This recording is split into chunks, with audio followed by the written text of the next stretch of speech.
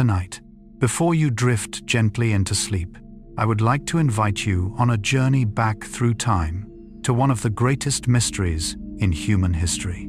It is the story of the fall of the Roman Empire, an empire that once ruled nearly the entire ancient Western world, an empire that built roads stretching for thousands of kilometers, magnificent cities, legal systems that laid the foundations for many modern laws, and a military power that inspired awe throughout the known world. And yet, like all things in life, Rome did not last forever. What has fascinated historians for centuries is not only how Rome fell, but why an empire that seemed almost invincible could slowly begin to unravel from within.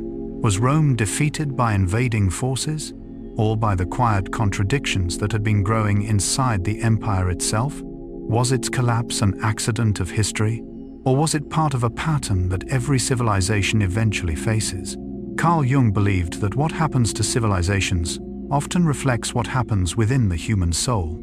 Sometimes, the things that appear the strongest conceal invisible cracks beneath the surface, and sometimes, collapse does not begin with a great battle, but with small changes that no one notices at first.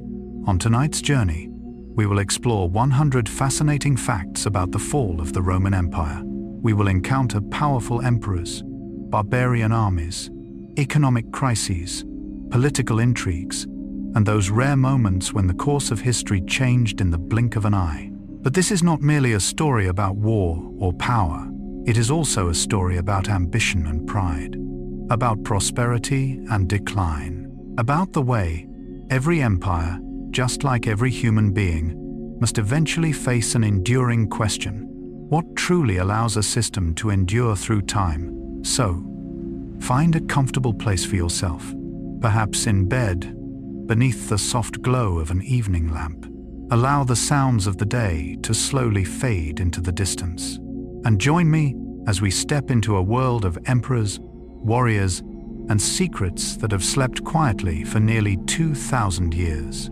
If you enjoy thoughtful historical stories explored through the lenses of psychology, philosophy, and the journey of understanding the human mind, do not forget to subscribe to the channel and join us on future journeys through time and consciousness. But for now, take a slow, gentle breath. Let your mind relax. And together, let us drift into the story of the fall of the Roman Empire. The empire did not fall in a single day. Part 1. The empire did not fall in a single day. When we think about the fall of an empire, we often imagine a dramatic moment, a final battle, a city under siege, gates shattered open, victorious armies marching through the streets to the sound of thunderous cheers. In our imagination, history seems to prefer endings that are clear and decisive. One day, something exists. The next day, it is gone. But life rarely unfolds in such a simple way. And the Roman Empire, one of the greatest civilizations humanity has ever built, did not disappear overnight. There was no morning when ordinary people woke up and suddenly realized that the Roman world had come to an end. No alarm bells rang across the cities. No sign was erected announcing that a chapter of history had been closed. Quite the opposite. The fall of Rome happened so slowly that many people living at the time did not even realize they were witnessing the end of a world. Perhaps that is what makes this story so fascinating, because it is not merely the story of an empire, it is also the story of human beings, of how we often fail to recognize the greatest changes while they are taking place. Carl Jung spent many years studying the silent processes unfolding within the human soul. He observed that the most important transformations rarely occur in a single explosive moment. They happen gradually, quietly, almost imperceptibly. A person does not wake up one morning and suddenly become someone entirely different. Change begins with small thoughts, small habits, small choices, day after day, year after year, until one day, looking back, they realize they have traveled far from where they once began. Civilizations are much the same. Rome did not die in a day. Rome grew old. Rome became weary. Rome changed. And eventually, Rome became something else. Imagine an ordinary afternoon in the city of Rome during the 4th century. Merchants are still opening their shops.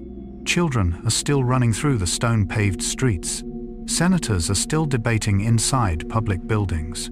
Soldiers are still patrolling along the city walls. If you had been an ordinary citizen at that time, life would probably have seemed much the same as it always had. The temples were still standing. The amphitheaters still existed.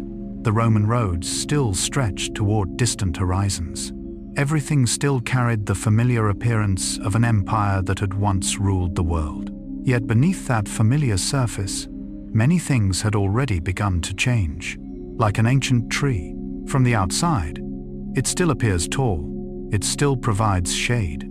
It still gives passers-by a sense of stability. But deep within its trunk, decay has quietly begun to spread, little by little, without anyone noticing, until the day the first great storm arrives. One of humanity's greatest illusions is the belief that outward strength always reflects inner health. We see massive walls and assume the empire remains strong. We see magnificent monuments and believe the civilization remains invincible. Yet history repeatedly teaches the opposite lesson. The system can appear immensely powerful while its foundations are slowly cracking beneath the surface. That is precisely what happened to Rome. For centuries, the empire expanded relentlessly. Roman legions conquered new territories. Gold and wealth flowed in from every direction. Roads connected continents. Cities multiplied. From the outside, it looked like the very image of success. But success sometimes carries within it the seeds of decline. As a system grows larger, maintaining it becomes increasingly difficult. As power concentrates in the hands of a few, the distance between rulers and ordinary people widens. As wealth accumulates, inequality grows as well. These problems did not appear overnight. They developed slowly, like tiny cracks in a wall. At first, no one notices them, but over time, they become larger and larger. Jung believed that every individual possesses a shadow, a hidden aspect of the self that one does not wish to acknowledge, a part pushed into the unconscious, a part ignored. Yet ignoring it does not make it disappear. On the contrary, it continues to grow in the darkness, until one day, it demands to be seen. Civilizations have shadows of their own. Rome had problems that people spent centuries trying not to confront directly. Political crises, power struggles, growing economic burdens, borders too vast to govern effectively, armies increasingly dependent upon foreign mercenaries. None of these problems alone was enough to destroy the empire immediately, but together they existed. Together they accumulated. Together they quietly weakened the foundations. What is remarkable is that most people continued living their ordinary lives. They married, they raised children, they worked, they attended festivals, they discussed the weather, the price of wheat, and stories circulating through the city, just as we do today. Because human beings always live in the present, and for that reason, it is difficult to perceive the long movements of history. No one feels decline when it arrives only a little at a time. No one sees the ending when it is still decades or even centuries away. Perhaps this is the first lesson Rome offers us, that the greatest changes often begin in silence. They do not knock on the door. They do not announce their arrival. They appear as small things we believe can safely be ignored. And then, over time, those small things accumulate into forces powerful enough to change the world. If a Roman citizen from the 2nd century could somehow be transported to the 5th century, he would probably still recognize many familiar things: the roads, the buildings, the clothing, the symbols of Roman authority. And yet, at the same time, he would sense that something had changed, something difficult to name, a feeling that the soul of the empire was no longer what it once had been. And perhaps that feeling was the clearest sign that decline had begun long before the final walls ever fell. Perhaps one of the most thought-provoking aspects of Rome's collapse is the simple fact that the people living through it had no idea they were standing at the threshold of a new age. When we look back at history, everything seems obvious. We know what comes next. We know that the year 476 is often regarded as the symbolic end of the Western Roman Empire. We know that Germanic tribes would gradually replace Roman authority across many regions. We know what followed, but the Romans did not. They lived one day at a time, just as we do. They were not granted the privilege of seeing the future, and that is precisely what makes their story feel so close to our own, because each of us is also living within an era whose full picture remains invisible. We do not know how future generations will interpret the events unfolding today. We do not know which small changes will shape an entire century. The Romans did not know either. To them, political crises were merely temporary disturbances. Economic difficulties were simply difficult periods. Border invasions were familiar threats. After all, Rome had overcome countless challenges before. For centuries, the empire endured wars, plagues, rebellions, and crises, and each time, Rome found a way to rise again. Yet past victories sometimes create a dangerous feeling, the feeling that everything will eventually work itself out, that the system will correct itself, that something which has existed for hundreds of years will continue forever. But history rarely grants immortality to anything. Carl Jung observed a fascinating phenomenon within human psychology. When an individual builds their entire identity upon past successes, they often struggle to recognize the changes required for the future, because the mind naturally clings to what is familiar.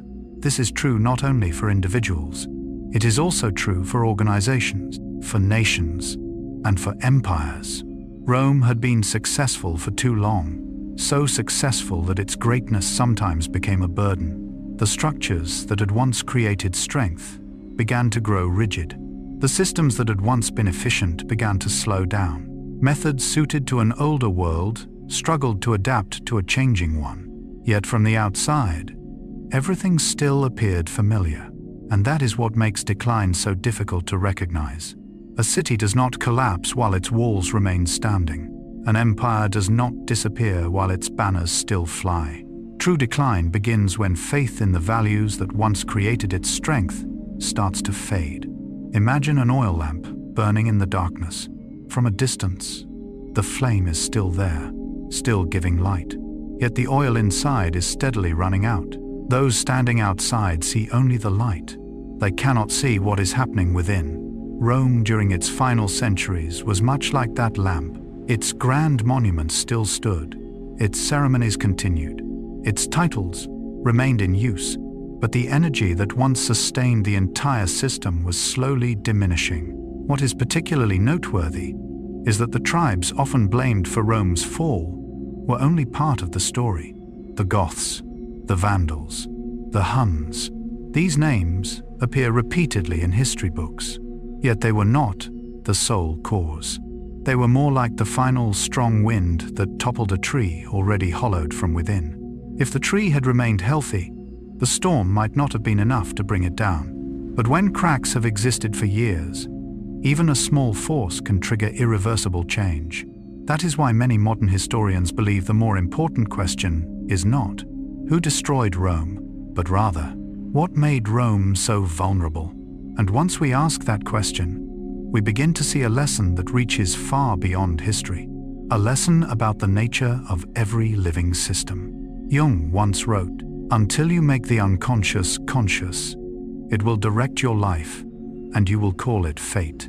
Perhaps the same is true of civilizations. Problems that are ignored do not disappear. Weaknesses that are hidden do not heal themselves. Contradictions pushed beneath the surface continue to exist, quietly, patiently, waiting until they become impossible to ignore. That is why the fall of Rome is not merely a story about the past.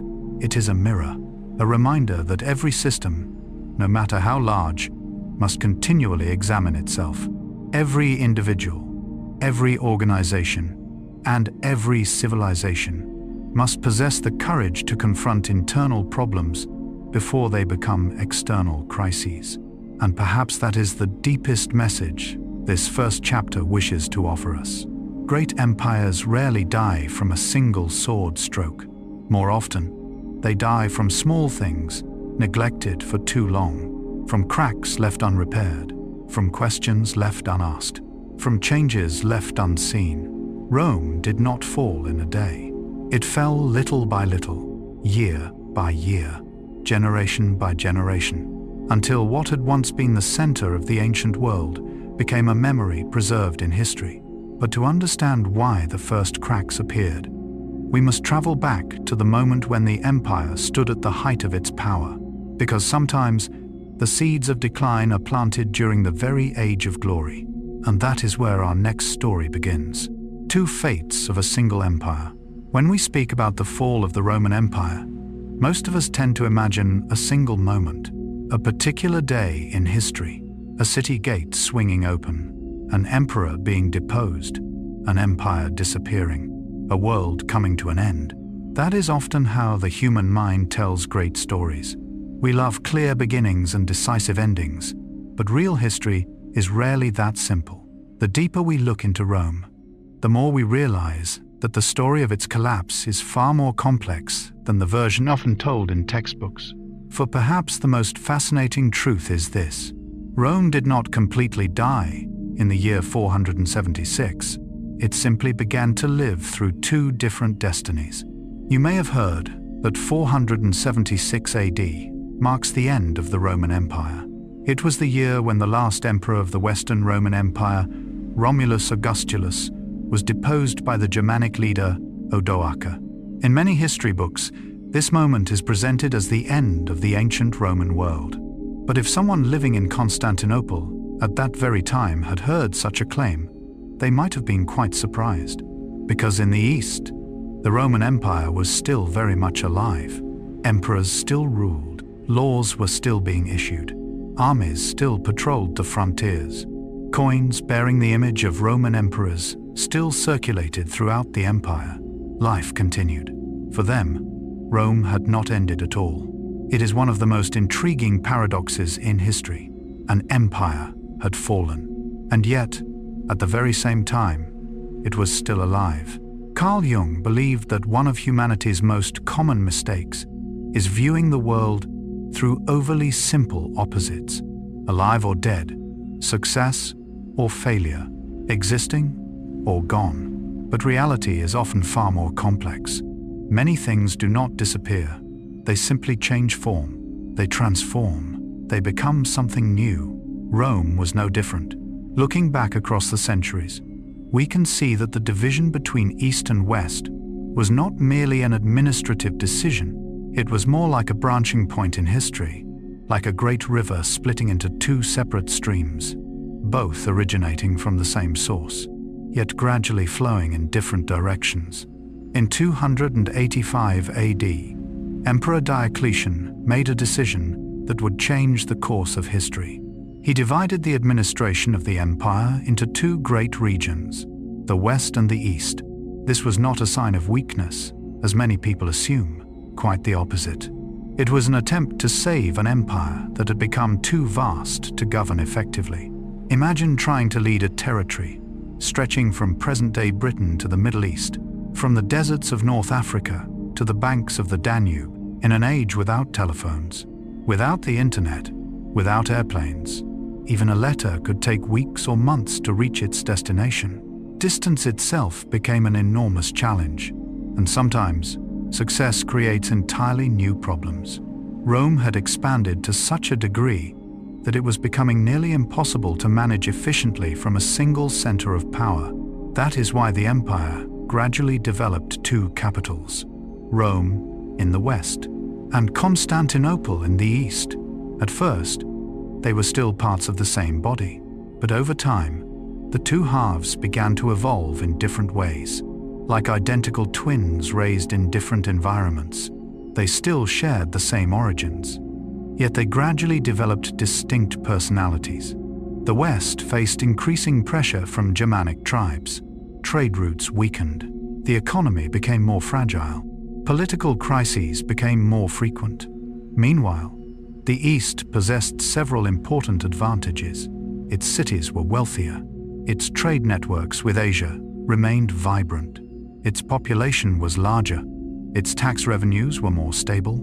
And perhaps most importantly, Constantinople occupied an almost ideal geographical position. If Rome was like an open gateway to the Mediterranean world, Constantinople was like a fortress built between two continents, situated between Europe and Asia, surrounded by water, protected by famous walls that many powerful armies failed to overcome.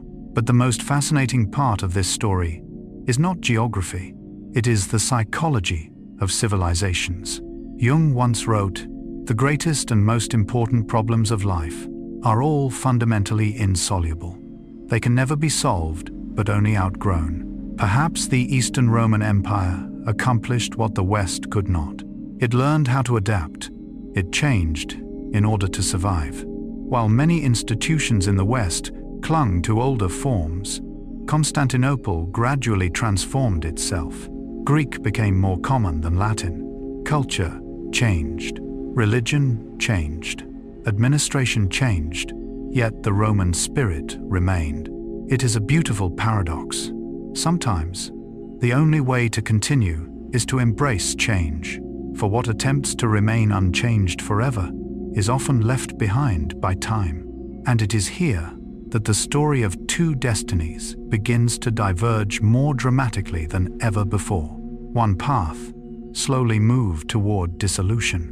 The other moved toward nearly another 1,000 years of existence.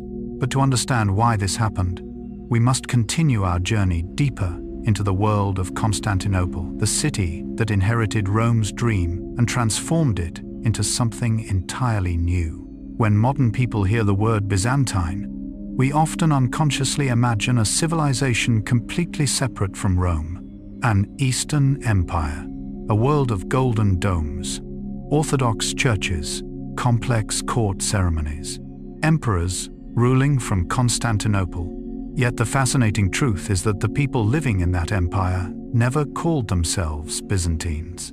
They called themselves Romans. In Greek, they used the word Romaioi, which simply meant Romans.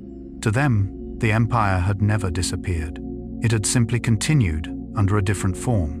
If a merchant living in Constantinople during the 10th century had been asked who he was, he probably would not have answered that he was Byzantine. He would have said, "I am a Roman," and perhaps this is one of history's most profound lessons. Sometimes the ending seen by later generations is not the same ending experienced by those living through it, because history prefers clear boundaries. Life does not. Carl Jung spent much of his life studying the concept of transformation. He observed that many people fear change because they confuse change with ending. They believe that if one part of themselves disappears, then their entire identity disappears with it. But that is not how life works. A child does not die when becoming an adult. A seed does not die when becoming. They transform. They continue living in another form. That is exactly what happened to Rome.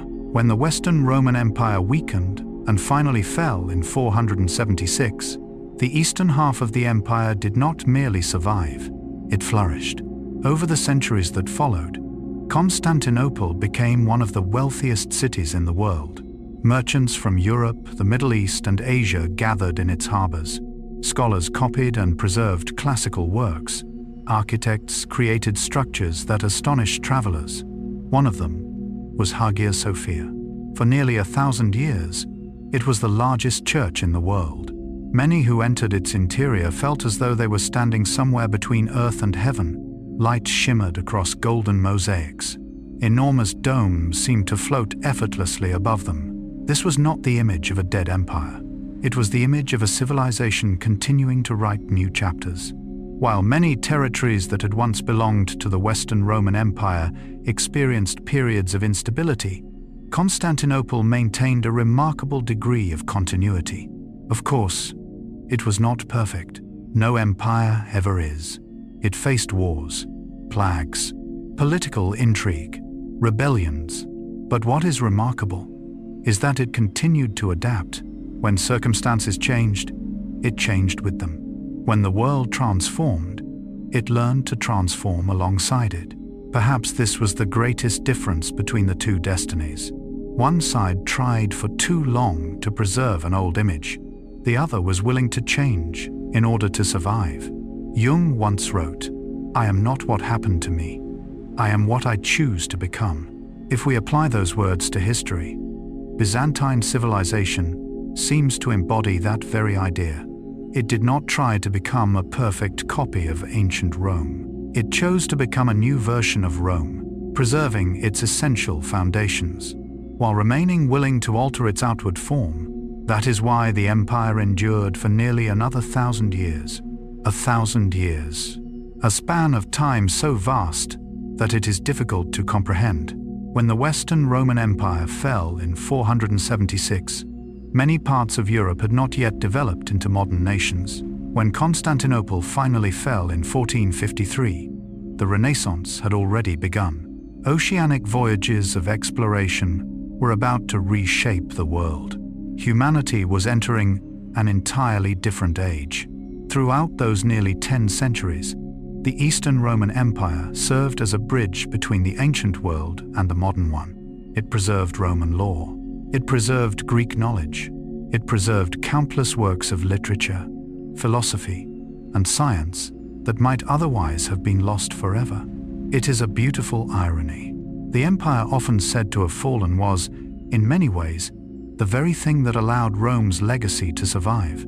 Perhaps that is why we should be careful whenever we use the word end in history, because very few things truly end completely. Most simply move into another state, another form, another story. And perhaps the same is true in every human life. Old chapters close.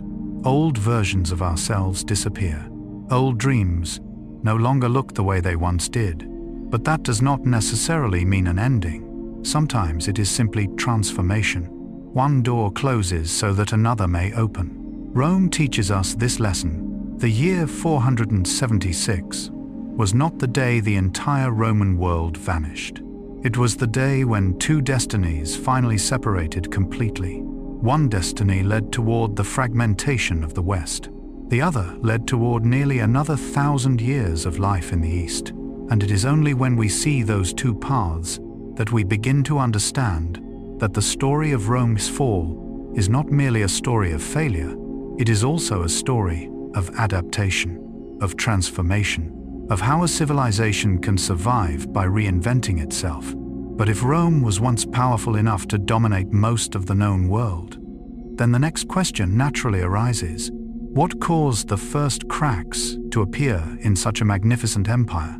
To find the answer, we must return to Rome's greatest age of glory.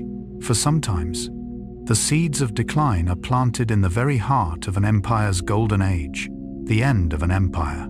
In our imagination, great empires often end with great spectacles, a final battle, vast armies colliding beneath a crimson sky, a weary king standing upon the city walls, watching his empire disappear into a sea of flames.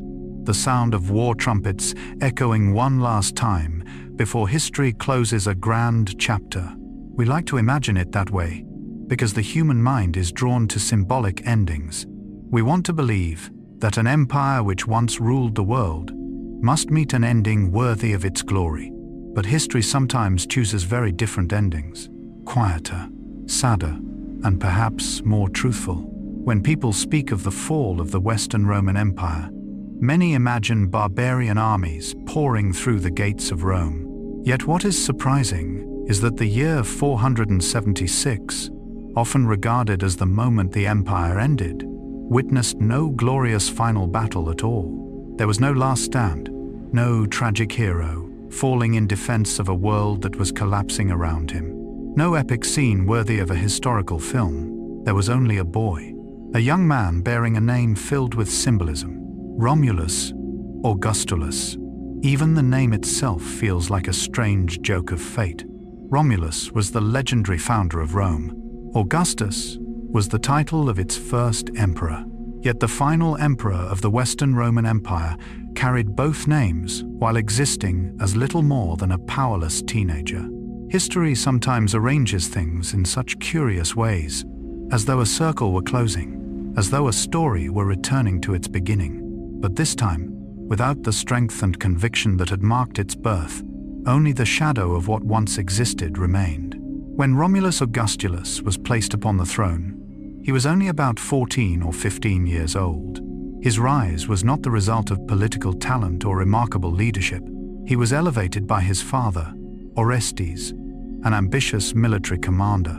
In reality, the young emperor was little more than a symbol, a face representing authority that was actually held by others behind the scenes.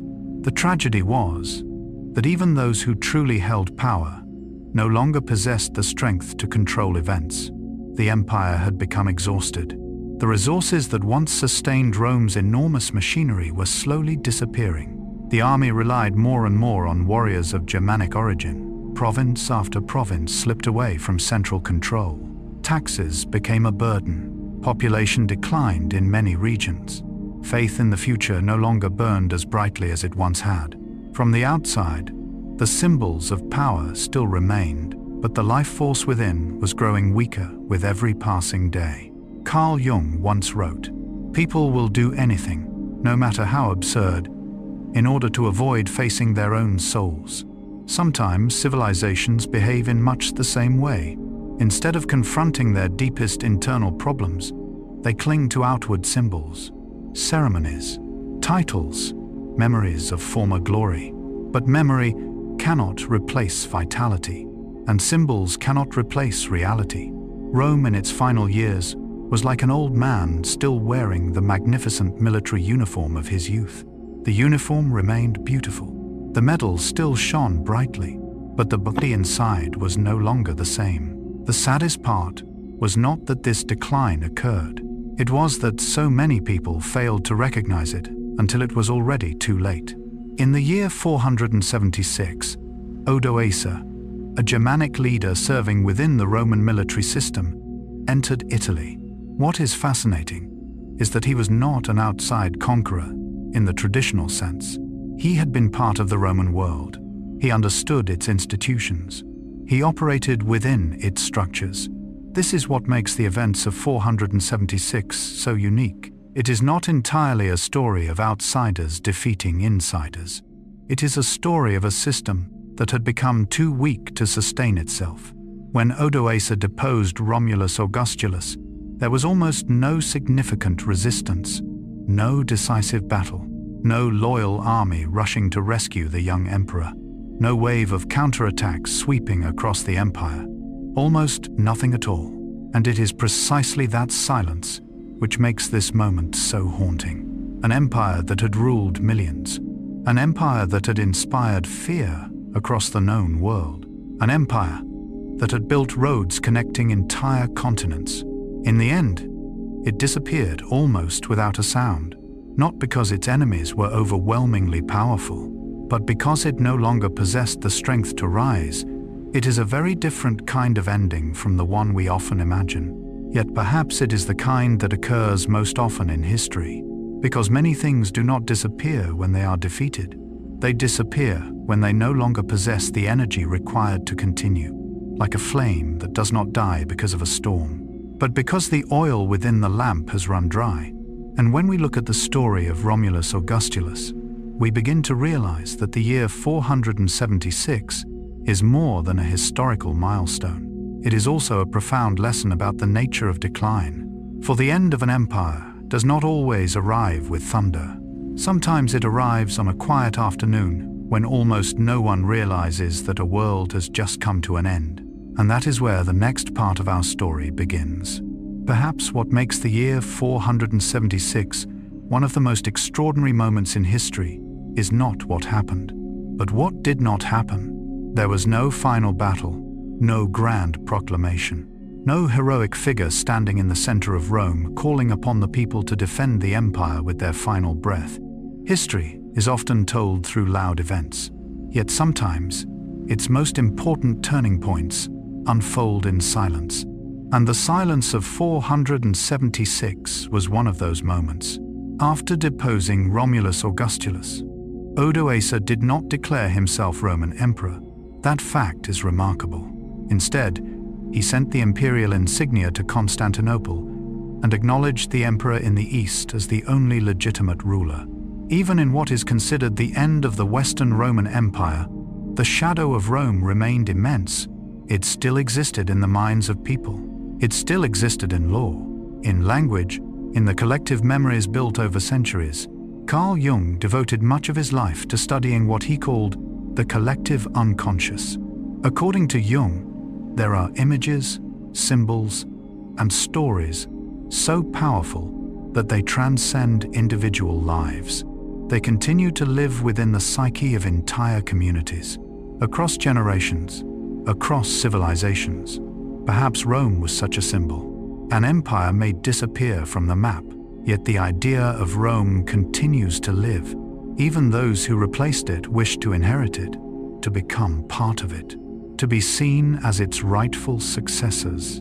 That is why centuries later, European rulers continued to associate themselves with Rome's legacy. That is why the title of Roman Emperor continued to appear in various forms long after the empire itself had changed.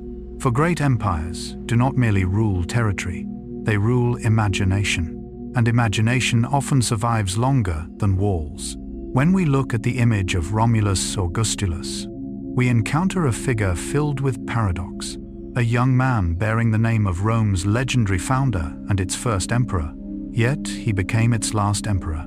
A teenager with almost no real authority, a character appearing at the end of the story rather than at its beginning. If this were a novel, many readers might consider the symbolism too perfect to be believable. Yet history is sometimes more symbolic than literature. It feels as though time itself were completing a circle, as though the empire were looking back toward its origins before leaving the stage of history. Yet perhaps the most thought-provoking reality is that the exhaustion had begun long before 476. By the time Odoacer appeared, the Western Roman Empire was no longer the power that once made the world tremble. Its resources had gradually diminished. Crises followed one after another. Power struggles weakened public confidence. Generations of leaders came and went in rapid succession. Territories that had once been loyal drifted away from the center. And above all, the shared belief in a great future seemed to have faded. Historians often call this decline, but through the lens of Jung, perhaps we might call it something else, a loss of connection with one's own soul. Jung believed that a person becomes truly lost, not when they lose everything, but when they forget what once gave meaning to their life. Civilizations are no different. When the core values that once created strength are replaced by stagnation, personal ambition, or short-term fear, the system gradually loses its sense of direction. From the outside, everything may still appear intact, but within, vitality has already begun to fade. Rome did not lack walls. Rome did not lack symbols. Rome did not lack memories of greatness. What Rome lacked in its final years may have been the spiritual energy that once enabled it to overcome adversity. That is why the message of this chapter reaches far beyond history. Empires do not always die in thunder. Sometimes they die from exhaustion, and the same principle applies to many other parts of life. A friendship rarely ends because of a single argument. A relationship rarely collapses because of one bad day. An organization rarely falls because of a single mistake. More often, endings arrive after long periods of accumulation, after opportunities ignored, after warnings left unheard, after small cracks left unrepaired, and then one day, what had already ended internally simply reveals itself externally. The year 476 was not the cause. It was the consequence. A period placed at the end of a sentence that had been written long before. Perhaps that is why this story still carries power more than 1,000 years later. Because when we look at Rome, we are not merely looking at an ancient empire. We are looking at a profound law of life itself. That everything which exists must be nourished. Every system must renew itself. Every form of strength must be accompanied by the ability to examine itself honestly. Otherwise, weakness begins in silence, and by the time it becomes visible, things may already have gone too far. Yet what is fascinating is that after the last emperor stepped off the stage of history, the story of Rome was still not over. Beyond the crumbling palaces, beyond the political crises, another force was quietly shaping the future of Europe. Not emperors, not legions, but new waves of peoples moving steadily toward the borders of the empire. And they would become the next characters in the long story of the transformation of the ancient world. When the invincible city was sacked, there are moments in history whose true impact lies not in what was destroyed, but in what people stopped believing afterward. For centuries, Rome was more than a city. It was an idea, a symbol, a declaration that some things would last forever. When a farmer in Gaul looked upon Roman roads stretching straight toward the horizon, he felt the power of Rome. When a merchant in North Africa used coins bearing the emperor's image, he felt the presence of Rome. When a soldier stood guard along a distant frontier of the empire, he believed that behind him stood an unshakable force. Rome was everywhere, in the law, in commerce, in language, in the military, in the imagination of millions. And when a symbol exists for long enough, people begin to believe it is part of the natural order, like the sun rising each morning, like rivers flowing toward the sea, like the changing seasons. Rome seemed to belong to the eternal structure of the world itself. Yet history often reminds us that nothing on earth is eternal, not even the things that appear most invulnerable. In the year 410 AD, something happened that generations of Romans had never imagined possible. The city of Rome was sacked, not by a mysterious army from the edge of the world, but by the Goths under the leadership of Alaric. To understand the shock this event created, we must remember that the last time Rome had fallen to a foreign army had occurred nearly 8 centuries earlier, 800 years, a span of time longer than the living memory of countless generations.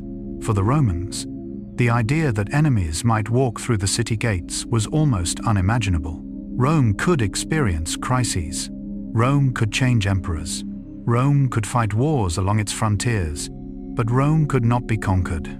That belief had become deeply rooted within the collective mind. Carl Jung observed that human beings do not live by facts alone.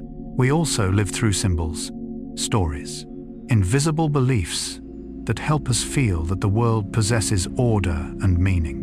When a great symbol collapses, the psychological shock is often greater than the physical damage itself. Rome in 410 was one such example. Houses could be rebuilt, treasures could be replaced, but the feeling of security was gone. The belief that Rome was the invincible center of the world had been fractured. Imagine a Roman citizen awakening one morning and seeing Gothic warriors walking through streets that had always belonged to the empire.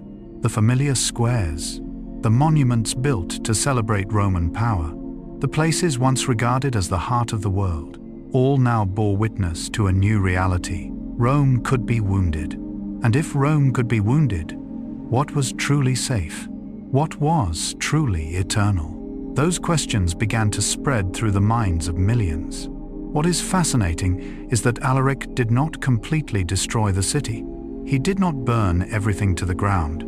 The sack lasted only a few days before coming to an end. But sometimes a symbol does not need to be completely destroyed in order to lose its power. It only needs a crack. It only needs proof that what was once considered impossible can, in fact, happen. And from that moment forward, the world is never quite the same. Jung once wrote, "The shoe that fits one person pinches another." There is no recipe for living that suits all cases. Perhaps the same is true of civilizations. The systems that bring success in one era are not always sufficient for the future. Rome had been built to dominate a particular world, but that world was changing. Migrations were reshaping Europe. Economic pressures were increasing. New centers of power were emerging. And the empire slowly discovered that the tools which had once secured victory no longer worked as effectively as before. Yet the shock of 410 was not the final chapter. It was merely the first warning, a bell ringing in the middle of the night. a sign that even the seemingly invulnerable could change. But like many people facing a crisis, Rome hoped this was only temporary, that everything would eventually return to normal, that the familiar order would be restored. Yet history rarely moves backward. Once a great belief has been broken, it never fully returns to its original form. And 45 years later, another event would occur, one even more profound. Not merely another act of plunder, but another blow against the remaining belief in Rome's invincibility. This was the moment when the Vandals entered the stage of history. 45 years after the shock of 410, the people of Rome witnessed another event that their ancestors once believed could never happen. In 455, the city was sacked a second time, this time by the Vandals. Today, the English word vandalism is commonly used to describe deliberate destruction. The term itself originates from the name of the Vandal people, although modern historians believe their reputation was sometimes exaggerated by later sources. To the Romans of the time, the name was inseparable from fear. If the sack of 410 felt like an unexpected nightmare, the events of 455 felt like confirmation of a deeper anxiety. What had happened once now happened again. What had been considered an exception now seemed to be becoming reality. And that is when faith truly began to tremble. In life, the things that hurt us most are often not the first shocks. They are the moments when we realize those shocks were not isolated accidents. They were signs of something larger. The people of Rome could comfort themselves after 410 by believing it had been a unique event, a rare disruption, a temporary crack in the familiar order. But after 455, that comfort became much harder to sustain. Carl Jung observed that human beings build their identities through the stories they tell about the world. Those stories create stability. They help us understand who we are, where we belong, and what we can expect from the future. But when a great story collapses, the mind is forced to confront a new reality, a reality that is more uncertain, less predictable, and often more frightening. For centuries, Rome had ruled not only through military power, Rome ruled through belief. The belief that the empire was the center of the civilized world, the belief that Roman law would endure, the belief that the legions would defend the frontiers, the belief that the existing order was natural. Now those beliefs were gradually losing their power. What is remarkable is that the material damage caused by the sacks was not what ultimately determined the empire's fate. Cities can be repaired, treasures can be replaced, walls can be rebuilt. History has seen nations recover from losses far greater than these. What is much harder to restore is collective confidence. Once people stop believing that a system can protect them, everything begins to change. Allies become hesitant. Leaders become anxious. Merchants seek safer places to invest. Young people begin to doubt the future. These reactions unfold quietly, yet they possess the power to reshape history. Jung once wrote, "Every form of addiction is bad, no matter whether the narcotic be alcohol, morphine, or idealism. Perhaps some civilizations can become addicted to their own image, addicted to stories of invincibility, addicted to memories of past glory, addicted to the belief that yesterday's success guarantees tomorrow's success. But reality is always changing, and history grants special privileges to no one, not even Rome. There is something profoundly human in this story, because it is not only empires that experience such moments. Each of us has our own versions of Rome, things we believe can never be lost, beliefs we assume can never be challenged, images of ourselves that seem destined to last forever. And then life happens, a crisis, a failure, an unexpected change, and suddenly, what once seemed invulnerable reveals its fragility. It is a difficult moment, but it is also a moment of growth, for only when illusions collapse can we begin to see reality more clearly. Perhaps the same thing happened to the Roman world. The sacks did not merely destroy property, they shattered a collective illusion. The illusion that Rome stood outside the rules governing every other civilization, but no city stands outside history. No empire stands outside time, and no system can survive forever without continually adapting. Looking back today, historians often view the events of 410 and 455 as warning signs, not because they directly ended the empire, but because they revealed that something deeper had already changed, like cracks appearing in a massive stone statue.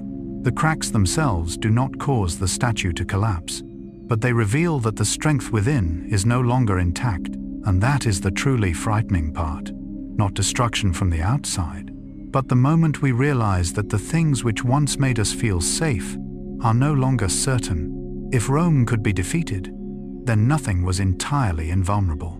That was the lesson that forced the ancient world to reflect, and it remains just as relevant today. But as confidence began to weaken, another question slowly emerged.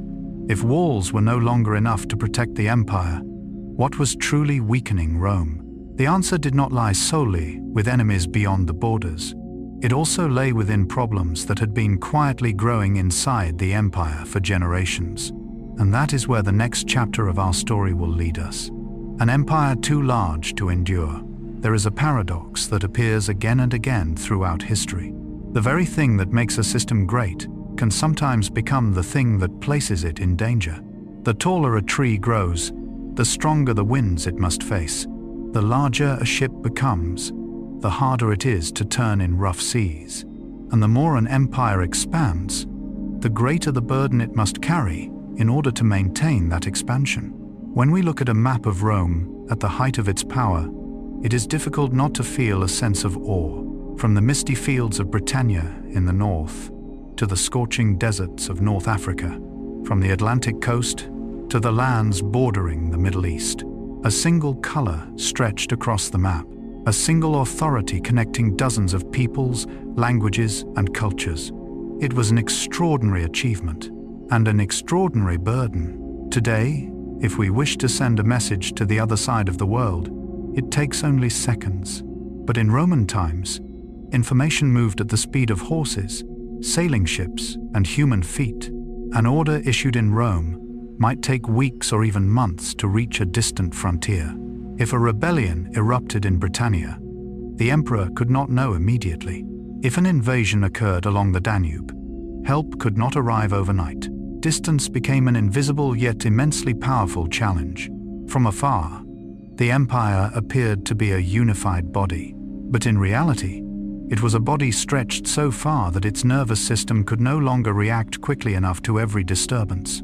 Carl Jung observed that as an individual develops, they do not merely accumulate strength, they also accumulate responsibility. Every new ability carries a new burden. Every success demands a corresponding level of maturity. If outward growth greatly exceeds inner organization, imbalance begins to emerge. Perhaps the same thing happened to Rome. For centuries, the empire expanded relentlessly. Each victory brought more territory, more people, more resources, more wealth. But it also brought more borders to defend, more cities to govern, more roads to maintain, more communities to oversee. And the remarkable thing is that these burdens did not disappear once the wars ended. They remained. Every new territory became a lasting responsibility. A victory won today could create costs for generations to come. That is why the Roman legions became increasingly important. A vast empire required a vast military. Frontiers stretching thousands of kilometers had to be guarded. Fortresses had to be maintained. Soldiers had to be paid. Weapons had to be produced. Horses had to be fed. Food had to be transported. Everything required money. A tremendous amount of money. During prosperous times, this was not a major problem. Trade flourished. Taxes flowed in. The treasury remained full. But history is not always generous. There were years of poor harvests, long wars, disrupted trade routes, economic downturns, and when income began to shrink, the empire's enormous expenses became increasingly burdensome. A family may live comfortably during times of abundance, But when income falls, fixed expenses quickly become frightening. Empires are no different.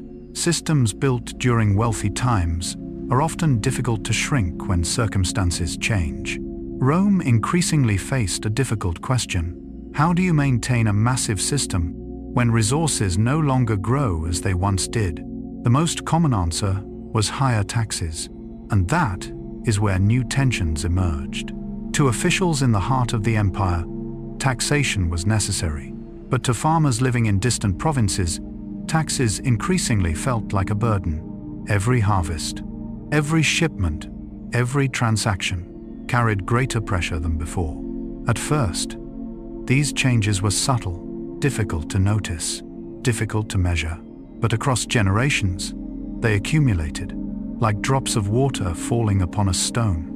No single drop is powerful enough to change the stone immediately, yet thousands of drops can reshape it completely. Perhaps this is one of the deepest lessons Rome leaves behind. Great systems rarely collapse because of a single cause. They weaken because countless small pressures coexist over long periods of time. And sometimes the source of those pressures lies within the very successes that were once celebrated. For the larger an empire becomes, the greater the cost of maintaining it. And once that cost begins to exceed what can realistically be sustained, the most difficult questions emerge. Yet money was only one part of the story.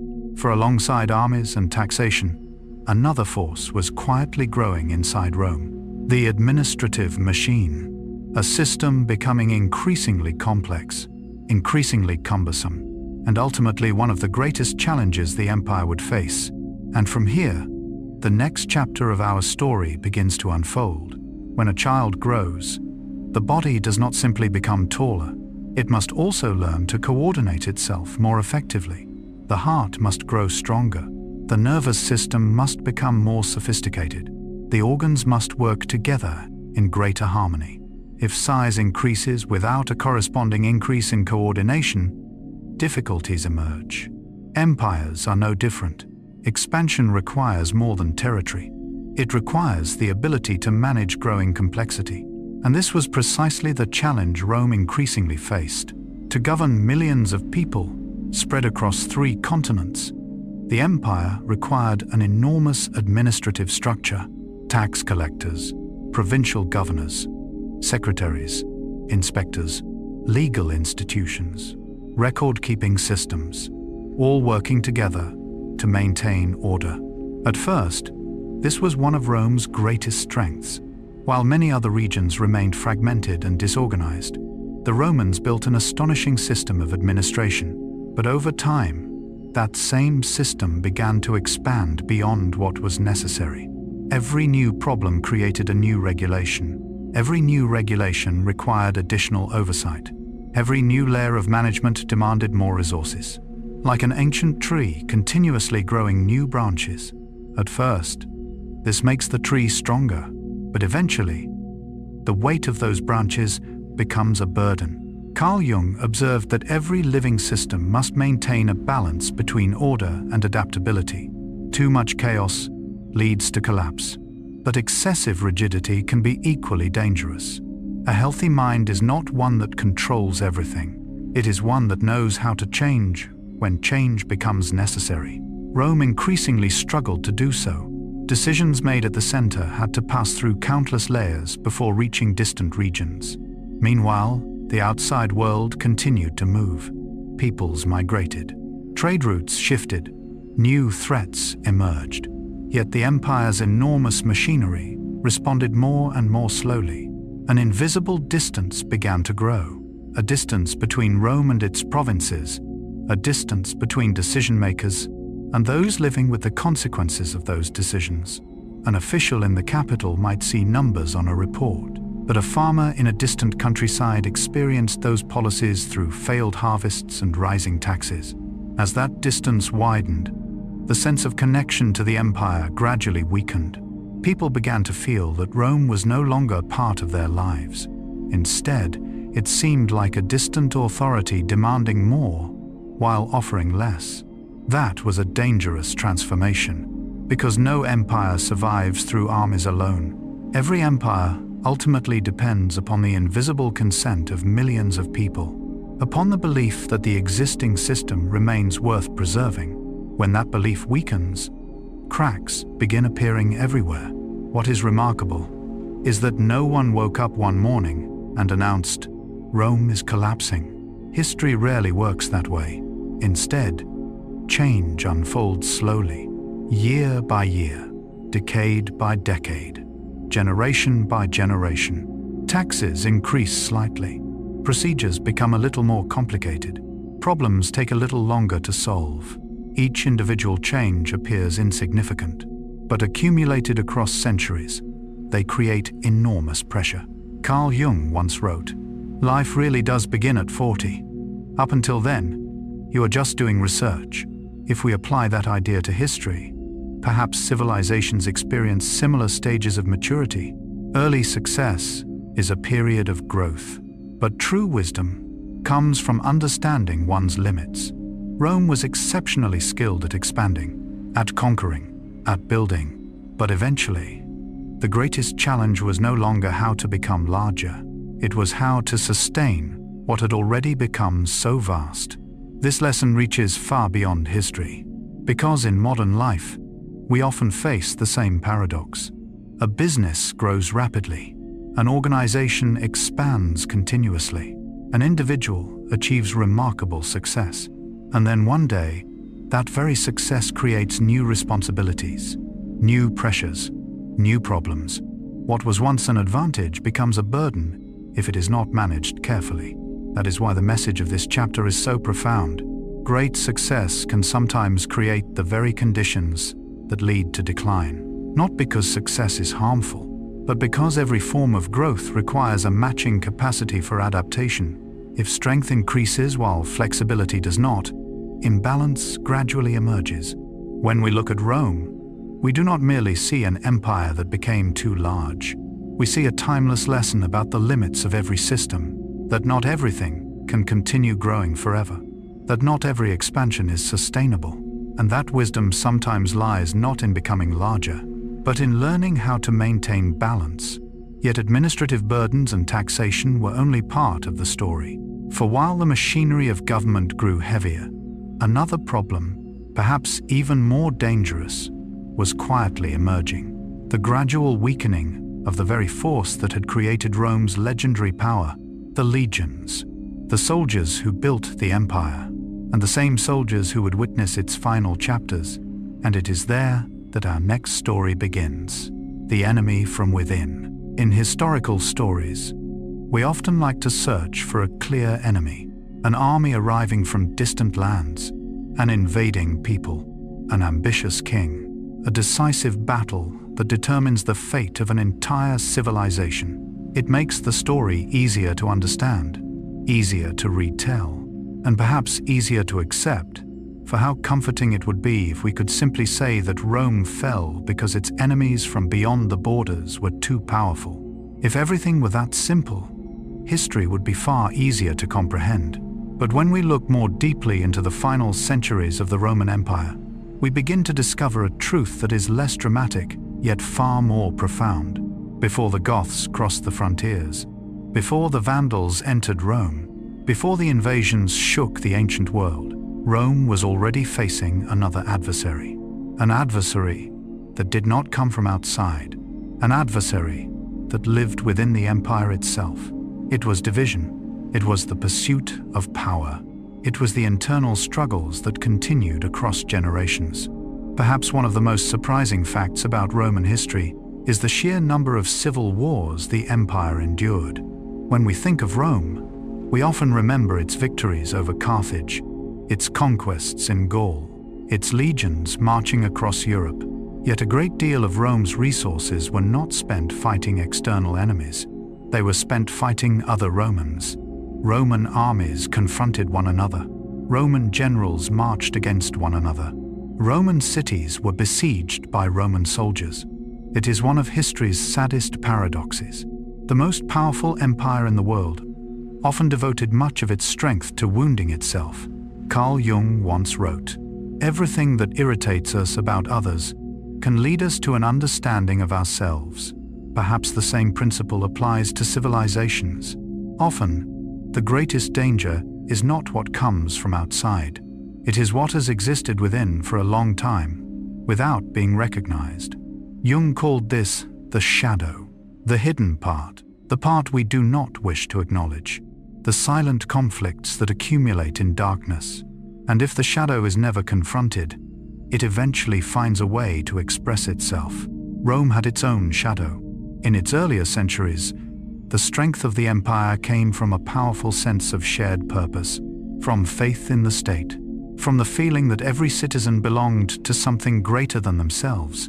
But as the empire grew richer and more powerful, other motivations began to emerge: prestige, influence, personal ambition. Victorious generals became increasingly celebrated. Armies grew more loyal to their commanders. Gradually, loyalty began to change direction. It no longer pointed toward Rome. It pointed toward individuals. It was a small change. Yet history repeatedly shows that small shifts in loyalty can create enormous consequences. Imagine a legion stationed for years along a distant frontier. The soldiers eat with their general, fight beside him, receive rewards from him, watch him lead them through danger. Over time, the person they trust most is no longer an emperor thousands of kilometers away. It is the man standing before them every day. And when a general possesses enough loyalty from his soldiers, the temptation of power begins to appear. If he has an army, if he has support, if he believes he could govern better, why not reach for the throne? That question repeated itself again and again throughout Roman history. And each time it did, another civil war followed. Resources that should have protected the frontiers were redirected against fellow citizens. Soldiers who should have defended the empire exhausted themselves in struggles for power. Cities that should have prospered instead suffered the consequences of conflict. No foreign enemy needed to do these things. Rome did them to itself. Jung believed that maturity begins when people stop blaming the world and start looking inward. Perhaps civilizations require a similar kind of maturity, for it is easy to see threats coming from outside. An army approaching the border, a rival nation, an invasion. Those dangers are visible, concrete, obvious. But internal dangers are much harder to recognize. A little ambition, a little division, a little loss of trust, a slight decline in the willingness to serve the common good. None of these seem large enough to create a crisis on their own. Yet when they accumulate over decades, they can alter the fate of an entire empire. Perhaps that is exactly what was happening to Rome. Its most dangerous enemy had not appeared at the frontier. It had already appeared within the halls of power, within the struggles for the throne, within the legions that increasingly served individuals rather than ideals. And over time, those cracks widened until they became one of the deepest causes of Rome's decline. But this is only part of the story. For when power becomes the highest goal, the consequences extend beyond civil war. It creates a cycle of instability in which even the imperial throne becomes one of the most dangerous positions on earth. If a Roman citizen from the 2nd century AD could suddenly be transported into the 3rd century, what would likely shock him most would not be foreign invasions. It would be the instability within the empire itself. During earlier periods of glory, the emperor's throne was not always secure, yet it still represented continuity, a center of authority, a source of stability, a symbol that the empire continued to function. But there came a time when even that symbol began to falter, particularly during the period historians now call the crisis of the 3rd century. It was one of the most chaotic eras in Roman history. Within roughly 50 years, dozens of men claimed the title of emperor. Many rose to power through military force. Many were overthrown through the very methods that had brought them power. Some were assassinated. Some died in battle. Some vanished from history after ruling for only a few months. The throne had once symbolized supreme authority. Now it had become one of the most dangerous positions in the world.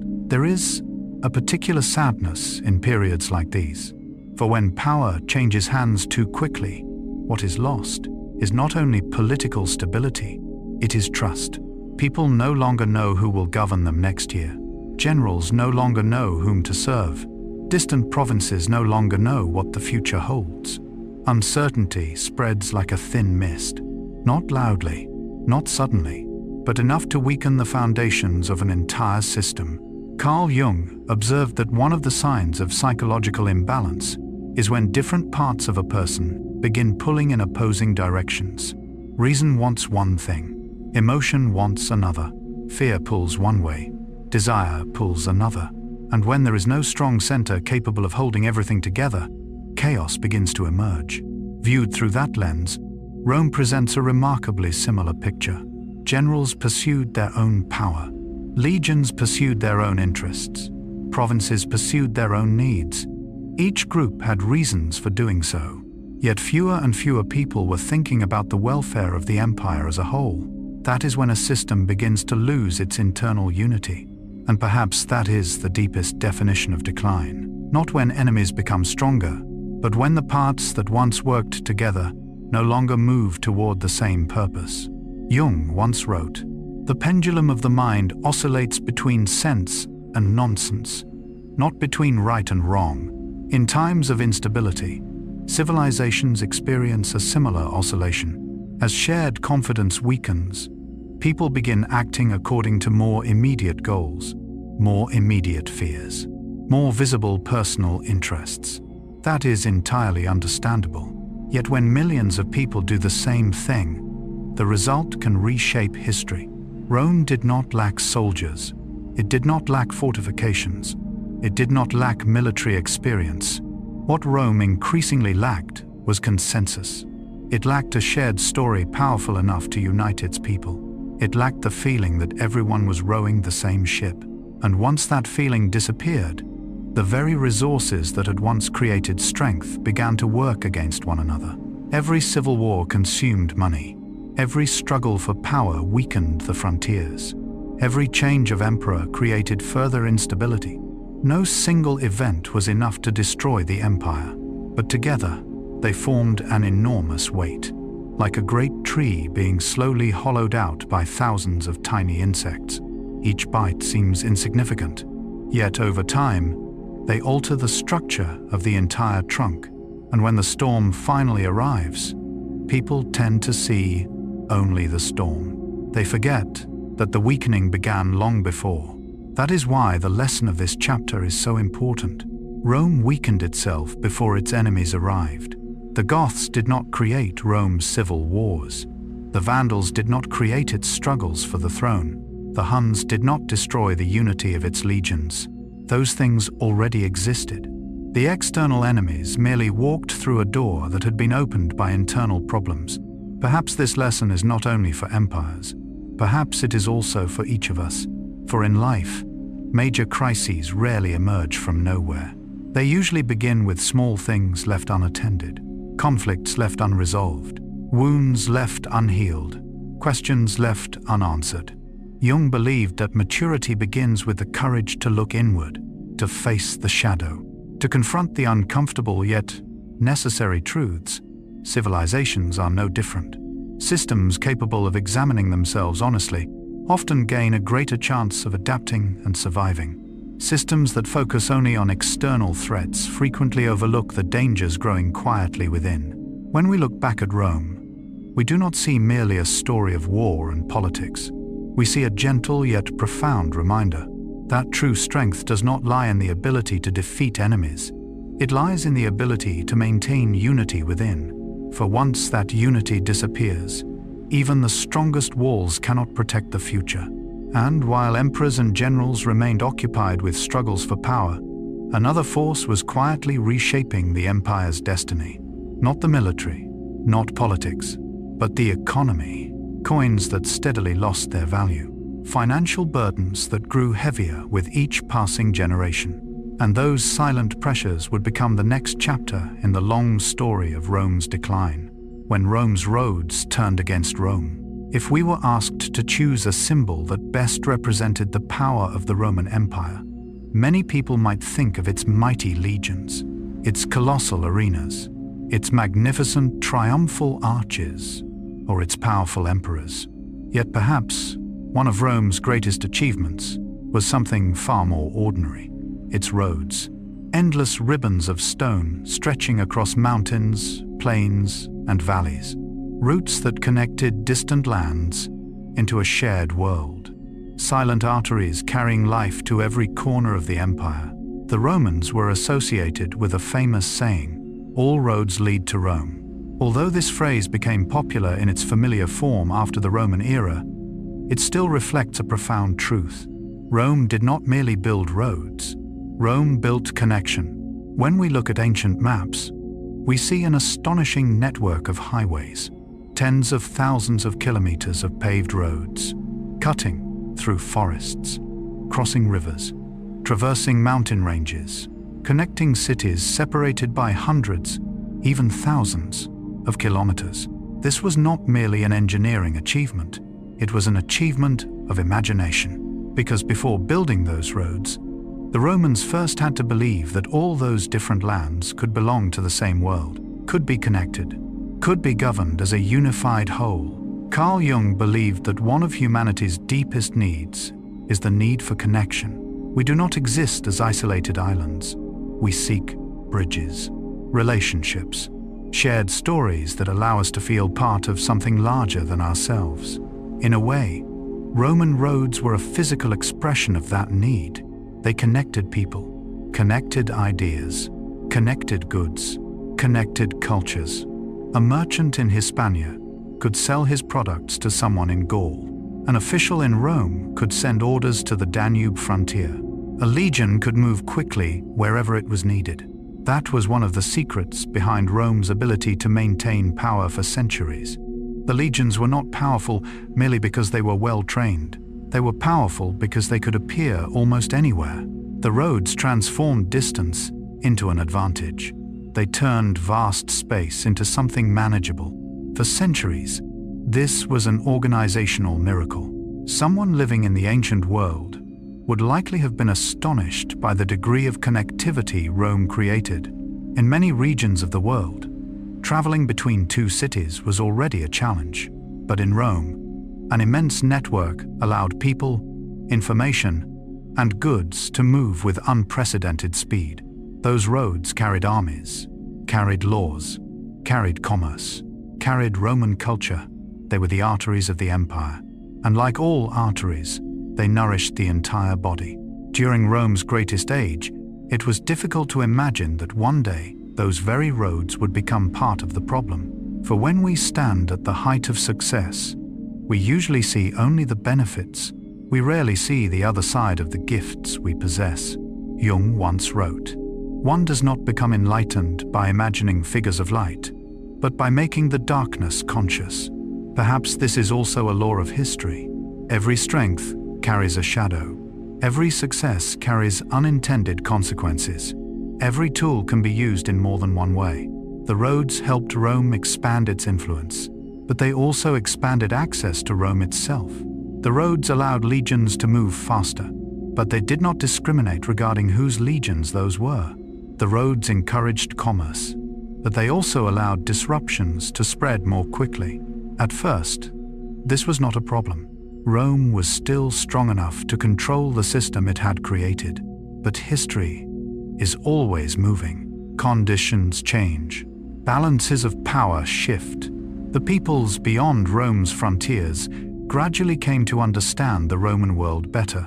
They learned the routes, learned the cities, learned the weaknesses, learned how to move through the very network Rome had built. One fascinating truth is that great structures often outlive the people who create them. When emperors died, the roads remained. When legions weakened, the roads remained. When generations changed, the roads continued linking distant lands. Yet eventually, a question emerged. What happens when a tool created to protect an empire no longer serves only the empire? What happens when roads that once carried Rome's power outward begin carrying threats back toward Rome? There is a strange law of life. The things that help us go the furthest can sometimes become the things that make us most vulnerable. The more intelligent a person becomes, the more easily they may become trapped inside their own thoughts. The stronger a person becomes, the harder it can be to recognize when help is needed. The more efficient a system becomes, the harder it may be to adapt when circumstances change. Rome and its roads were no exception. For centuries, Roman roads symbolized control. They allowed legions to respond quickly to rebellions. They supported trade, facilitated communication, helped a vast empire function as a unified body. But then the world began to change. The peoples who once lived beyond Rome's borders were no longer strangers. Through generations of trade, conflict, and contact, they became increasingly familiar with the empire. They knew which roads led to major cities. They knew which bridges crossed important rivers. They knew the grain routes, the administrative centers, the pathways through the network the Romans had spent centuries constructing. And then, something remarkable happened. The roads that once allowed Rome to project power outward also allowed the outside world to move inward. Invading armies no longer needed to carve new paths. They no longer had to struggle through unfamiliar territory. They could use the empire's own transportation system, like rivers flowing back toward their source. It is a profound paradox. Yet history is filled with such paradoxes. Carl Jung believed that every strength contains its opposite. He argued that when people focus only on the bright side of something and ignore the rest, they create conditions for the shadow to grow. The shadow is not evil. It is simply the unseen part, the unrecognized part, the companion of every success. If the roads were Rome's light, their shadow was the possibility of being used in ways their builders never imagined. This is not only true of history, it is true of much of life. Technology helps people connect, yet it can also make people feel more alone. Money provides freedom, yet it can also create anxiety. Power helps shape the world, yet it can also distort perception. No tool is entirely good or entirely bad. Every tool carries the potential to serve different purposes. Rome built roads to create unity, but over time, that same unity allowed disruptions to spread more rapidly. When one region encountered difficulties, the effects were no longer confined to that location. They could reach distant territories. When an army entered imperial lands, it could move more efficiently than ever before. When the great migrations of the empire's final centuries began, the network that had once been Rome's pride became part of a new reality. The roads did not betray Rome. The roads simply continued doing what they had been created to do: connect. The problem was not the roads. The problem was that the world had changed, while Rome was no longer strong enough to control the entire system as it once had. That distinction is important, for in history, we often search for a single cause, one decisive moment, one fatal mistake. But the decline of civilizations rarely works that way. It is usually the result of many forces intersecting at once.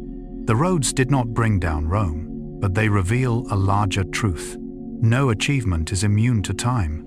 No system can preserve its original purpose forever, and no tool guarantees permanent success. Jung once wrote, "The privilege of a lifetime is to become who you truly are." Perhaps civilizations must undergo a similar journey, not a journey of endless expansion, but a journey of understanding their own limits, understanding that every success must be re-examined, that every system must adapt, that every tool requires conscious stewardship. Rome once believed its roads were symbols of power, and they were, but over time, they also became reminders that every form of power carries responsibility, that every achievement has its price, and that what creates greatness today may not necessarily protect us tomorrow. Perhaps that is the deepest lesson of this chapter. The tool that creates greatness can also contribute to failure, not because the tool changes, but because circumstances change, because people change, because the world is always moving, and those who fail to recognize this often become trapped inside their own success. When we look back at Roman roads, we do not merely see stone and engineering. We see a metaphor for life itself, the bridges we build, the systems we create, the successes we achieve, all require continual awareness. For if we rely only on the glory of the past, even the greatest achievements can become burdens. And while the roads continued to connect the empire, another force, even more powerful, was quietly shaping Rome's future. Not stone, not armies, not monuments, but people. The great waves of migrating peoples moving across Europe, movements that would reshape the map of the ancient world, and they would become the next chapter in the long story of the Roman Empire's transformation, economic crisis. Some declines unfold through the clash of swords. Some empires end amid fire and war, but some declines arrive far more quietly. They do not begin on the battlefield. They do not begin with city gates being broken open. They begin with coins, with marketplaces, with fields, with the daily lives of ordinary people. If war is a storm that everyone can see, an economic crisis is more like a change in the weather, slow, silent, difficult to notice from one day to the next, yet powerful enough to transform an entire world over time. At its height, the Roman economy was one of the most sophisticated and developed systems of the ancient world. From grain ships crossing the Mediterranean, to caravans traveling distant trade routes, from workshops in Gaul to bustling markets in Alexandria, goods, money, and people moved continuously through a vast network. It was a world filled with energy, a world in which wealth seemed to flow endlessly toward the heart of the empire. But like a river, prosperity does not always maintain the same current. There are times when the waters begin to recede, and the first signs are often difficult to recognize. For centuries, Roman authorities faced ever-growing expenses. The army needed pay. The frontiers needed protection. Roads required maintenance. The administrative system had to function. All of it required money, a great deal of money. When revenues no longer grew as they once had, rulers began searching for solutions. One of those solutions was reducing the amount of precious metal contained in coins. At first glance, that may sound like a technical detail, yet its consequences were profound. A coin that once contained a significant amount of silver now contained less. On the outside, it appeared unchanged, but its true value had shifted, and that was when trust began to be tested. Money has value only because people believe in it. A coin is not merely silver, not merely gold, not merely metal. It is a promise that tomorrow it will be worth what it is worth today. When that promise begins to weaken, everything else begins to change as well. Carl Jung once wrote, "Man cannot stand a meaningless life." In some ways, economies operate according to a similar principle. Markets are not built only on goods. They are built on trust. Trust in the future. Trust in stability. Trust that today's efforts will produce tomorrow's rewards. When trust declines, the numbers begin to change. Prices rise. People hoard goods. Transactions become more difficult. Inflation gradually appears. For those living in palaces, the effects may not seem obvious at first, but for ordinary people, they appear every day. An artisan realizes that his wages buy less food than before. A soldier notices that his salary no longer carries the same value. A farmer discovers that the cost of living keeps increasing. These changes do not create immediate panic. They simply create a feeling that life is becoming harder, slowly, consistently, and very difficult to resist. As financial pressures grow, the state requires additional revenue. Taxes rise. Those living in distant provinces feel the effects most deeply. For them, Rome is no longer represented by grand monuments or military victories. Rome appears in the form of tax collectors, in ever-growing demands from the central government, in increasingly burdensome obligations, and gradually, a new phenomenon emerges. Some farmers abandon their land. Some people attempt to escape their obligations. Some communities slowly reduce their economic activity, not because they oppose the empire, but because they simply can no longer continue as before. It is a deeply human tragedy. No great rebellion, no thunderous slogans, only countless small choices made each day in order to survive. Yet those small choices, repeated by millions of people, can ultimately alter the destiny of an entire civilization. And while reports reaching Rome may still suggest wealth and prosperity, another reality is forming beyond the capital. The gap between the center and the provinces grows wider. The distance between the splendor of palaces and the realities of ordinary life grows greater. An empire may still appear wealthy from the outside, but its true health is determined in places few people notice: in the fields, in the marketplaces, in families struggling to survive from one harvest to the next. And it was there that the first signs of a long crisis began to emerge. But this was only the beginning of the story. For the most troubling issue was not merely inflation or taxation.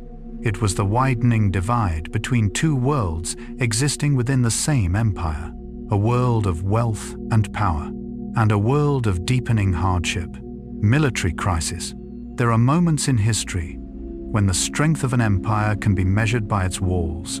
There are moments when it can be measured by its treasury, by the number of warships it commands, by the grandeur of its monuments. But in the end, every empire depends upon something much simpler: people, not stone, not gold, not colorful maps spread across vast tables, but human beings willing to stand and defend what they believe in. For centuries, the Roman army was more than a fighting force. It was the embodiment of the Roman spirit. Its soldiers carried Roman law, language, and culture to the farthest corners of the known world. The Roman legions were famous not merely for their strength, they were famous for their discipline, for their coordination, for their belief that each soldier was serving something greater than himself. When a legion marched along endless stone roads, it carried more than weapons. It carried the idea of Rome. It carried the belief that the empire was a shared community worth protecting. That was what made the Roman army different, because true military strength does not come only from numbers. It comes from the reason people choose to fight. A soldier may fight for money. A soldier may fight out of fear. But the most enduring armies often fight because of attachment, because of loyalty, because of a sense of belonging. Carl Jung once wrote, "You are what you do, not what you say you'll do." A civilization is much the same. Its values are not revealed through slogans. They are revealed through the actions its citizens are willing to take when hardship arrives. During Rome's Golden Age, military service was considered an honorable duty by many Roman citizens, a responsibility toward the larger community. But as the empire entered more difficult centuries, that began to change. Wars dragged on. Economic burdens increased. Political instability became a constant presence. Gradually, military service became less attractive than it once had been. Fewer people wished to spend years of their lives on distant frontiers. Fewer were willing to accept dangers that previous generations had considered ordinary obligations. This was not necessarily a sign of weakness. It was a sign of a changing society. Yet for the empire, that change created a very practical problem. If there were not enough citizens willing to join the army, who would defend the borders? Who would guard the fortresses? Who would patrol the vast territories stretching from the Atlantic Ocean to the Middle East? At first, Rome found a solution that seemed reasonable. It increasingly recruited warriors from beyond its traditional borders: Germanic peoples, communities living near the frontier, groups that had once been considered outsiders. Many of them were talented fighters, brave, experienced, fully capable of serving effectively within the military. At first glance, it appeared to be a clever solution. It filled manpower shortages, maintained military strength, allowed the empire to continue functioning. Yet, like many solutions throughout history, it carried long-term consequences that were not immediately obvious. Because an army is not merely a military organization, it is also a psychological one, a community built upon shared beliefs, shared identity, a shared sense that everyone is protecting the same home. As more soldiers arrived from different cultural backgrounds, new questions emerged. Where did their loyalty truly belong? To Rome? To their unit? To the general who paid them? Or to the communities from which they came? There were no simple answers, and that complexity quietly began changing the structure of the army itself. Jung believed that every community is sustained by shared symbols, shared stories, shared values. When those symbols weaken, social bonds weaken as well. The Roman army still existed, the fortresses still stood, the banners still flew. But what was changing was not the appearance. It was the spiritual foundation beneath that appearance. And that is often the most dangerous kind of change. Because from the outside, everything still seems stable. Yet inside, the forces that once created strength are slowly shifting, like a tree that remains standing for years, even after its core has begun to rot.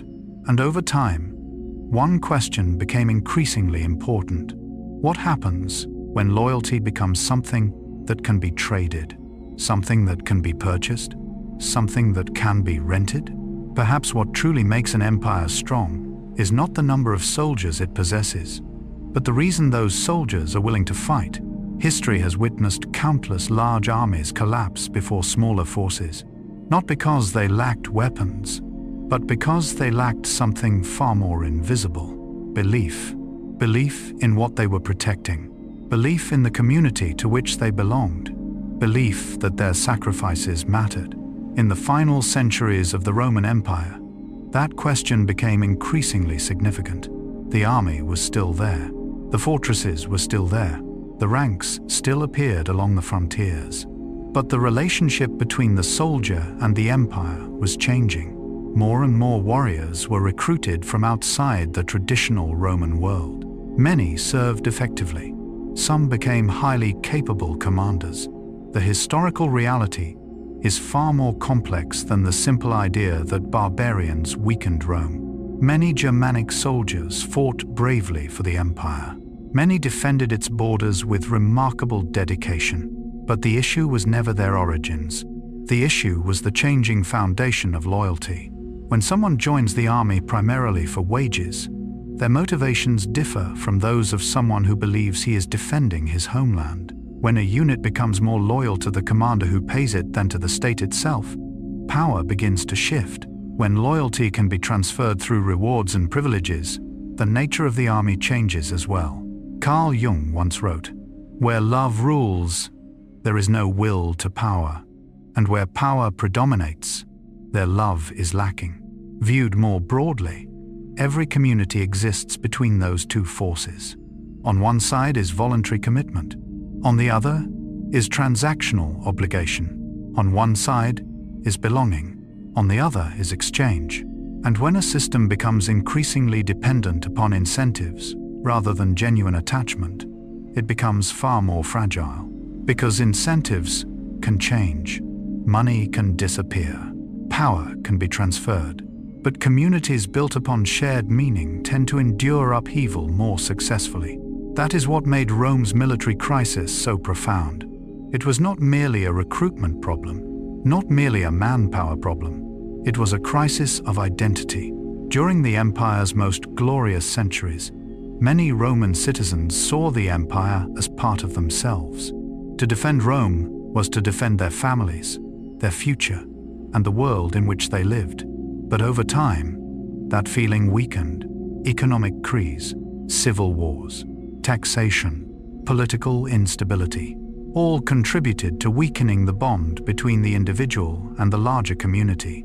And when that happened, the military became one of the clearest reflections of that change. Jung believed that an individual loses direction when they lose connection with their own center. Civilizations are no different. They weaken when the people who compose them no longer feel they belong to the same story.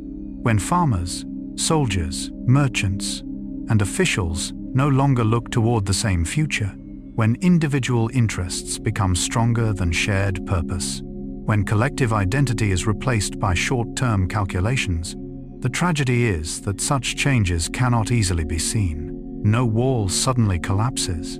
No gate simply disappears. From the outside, the empire still appears powerful, but true strength always begins from within. Like an ancient tree, passers-by see the vast canopy. They see the enormous trunk, but only the tree knows whether its core remains healthy. That is why the message of this chapter is so profound.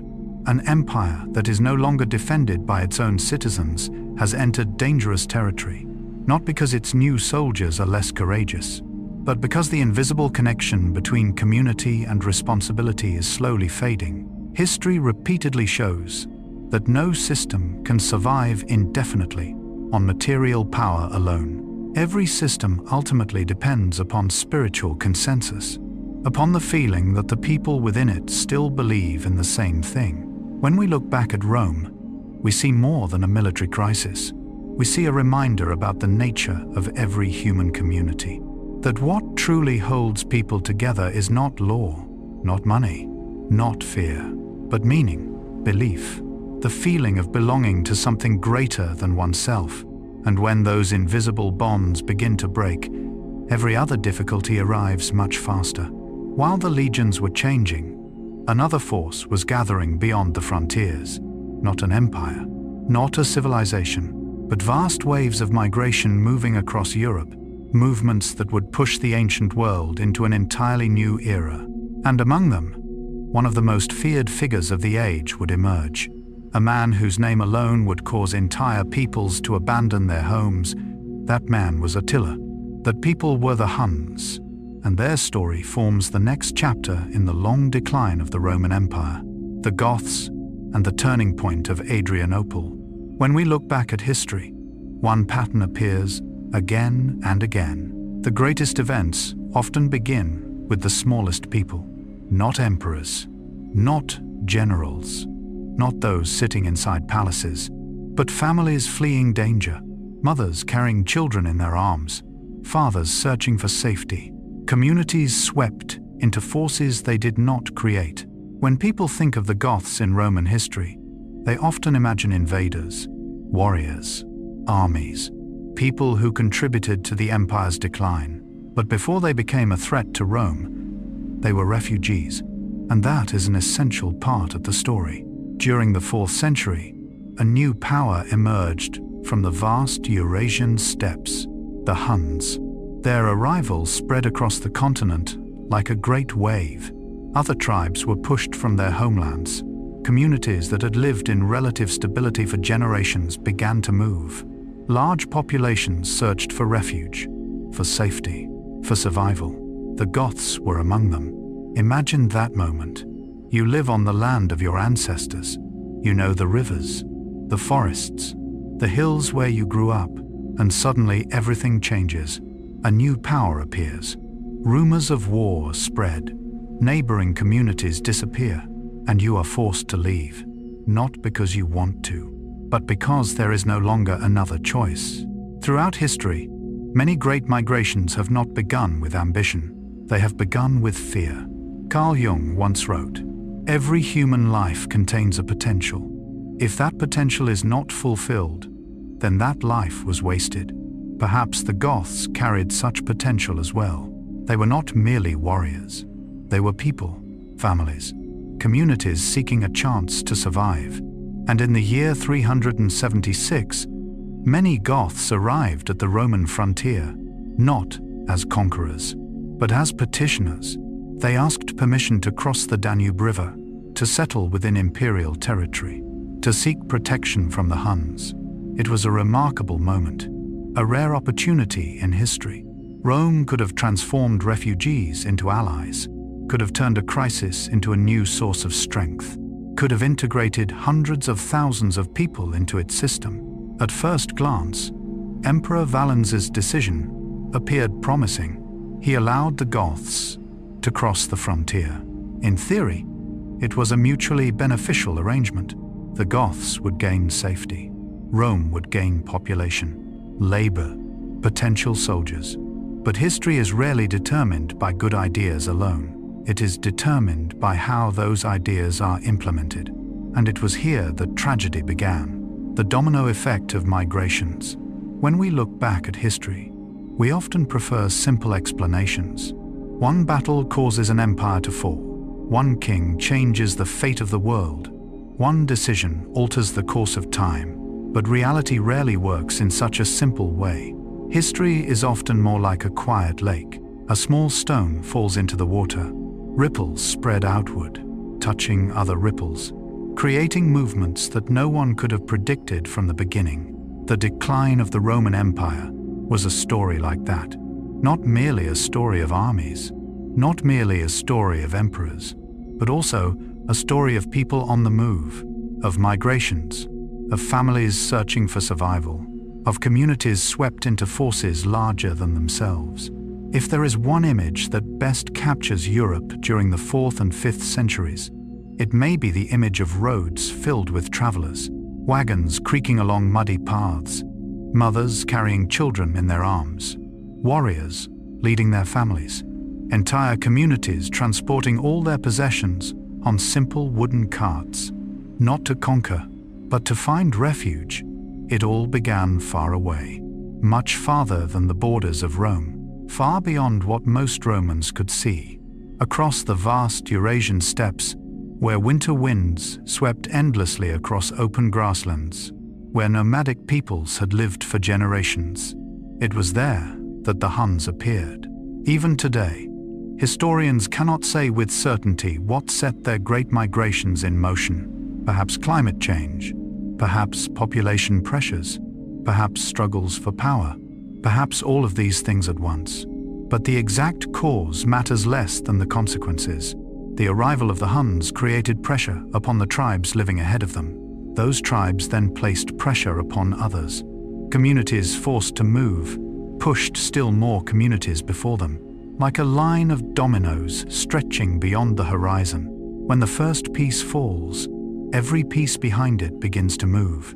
Carl Jung once wrote, "Everything is in flux, and every image is only a momentary snapshot taken from the stream." Perhaps no image describes this era more perfectly, because Europe itself seemed like a river changing its course. No people stood completely still.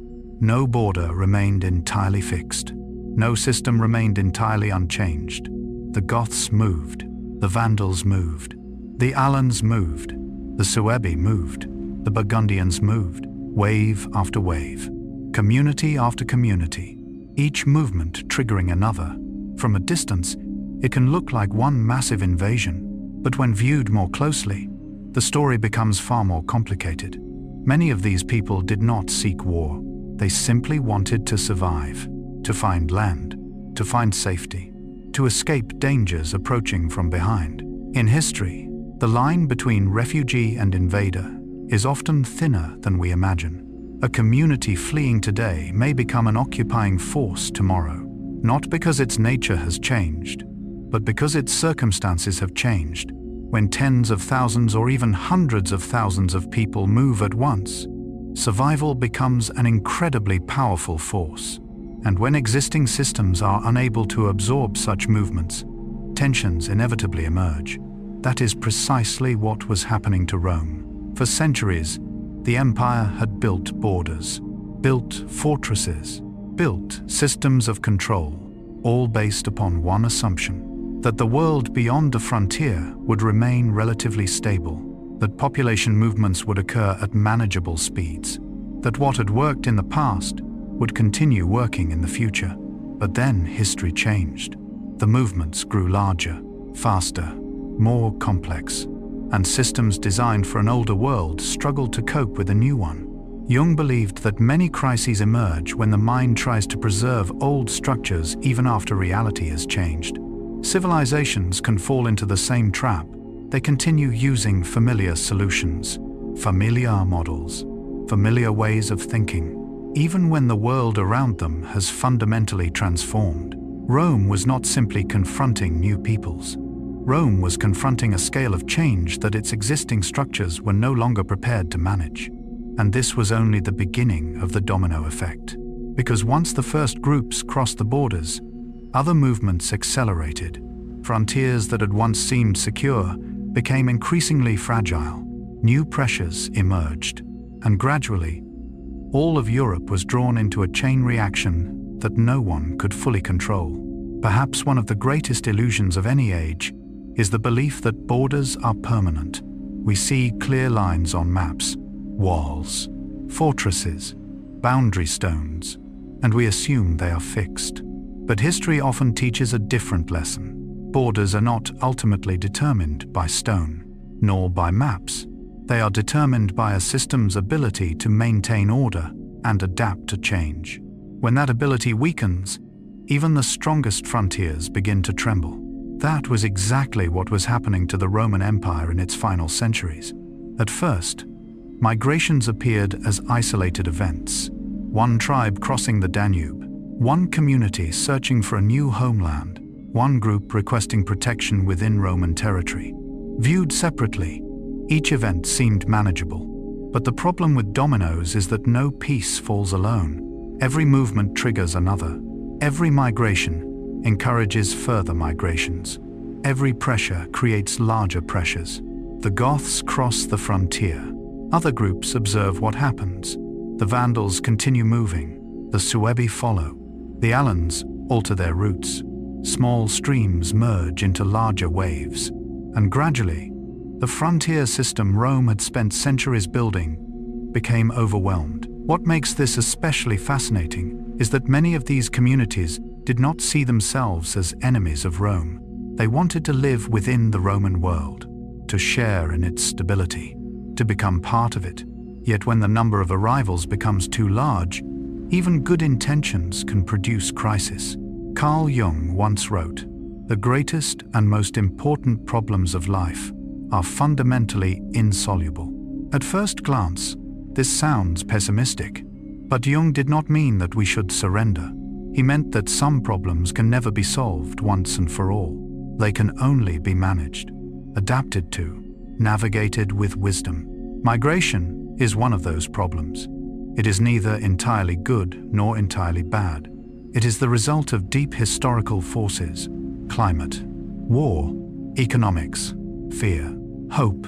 Rome attempted to confront these movements using institutions designed for an earlier age, using administrative mechanisms built for a different world.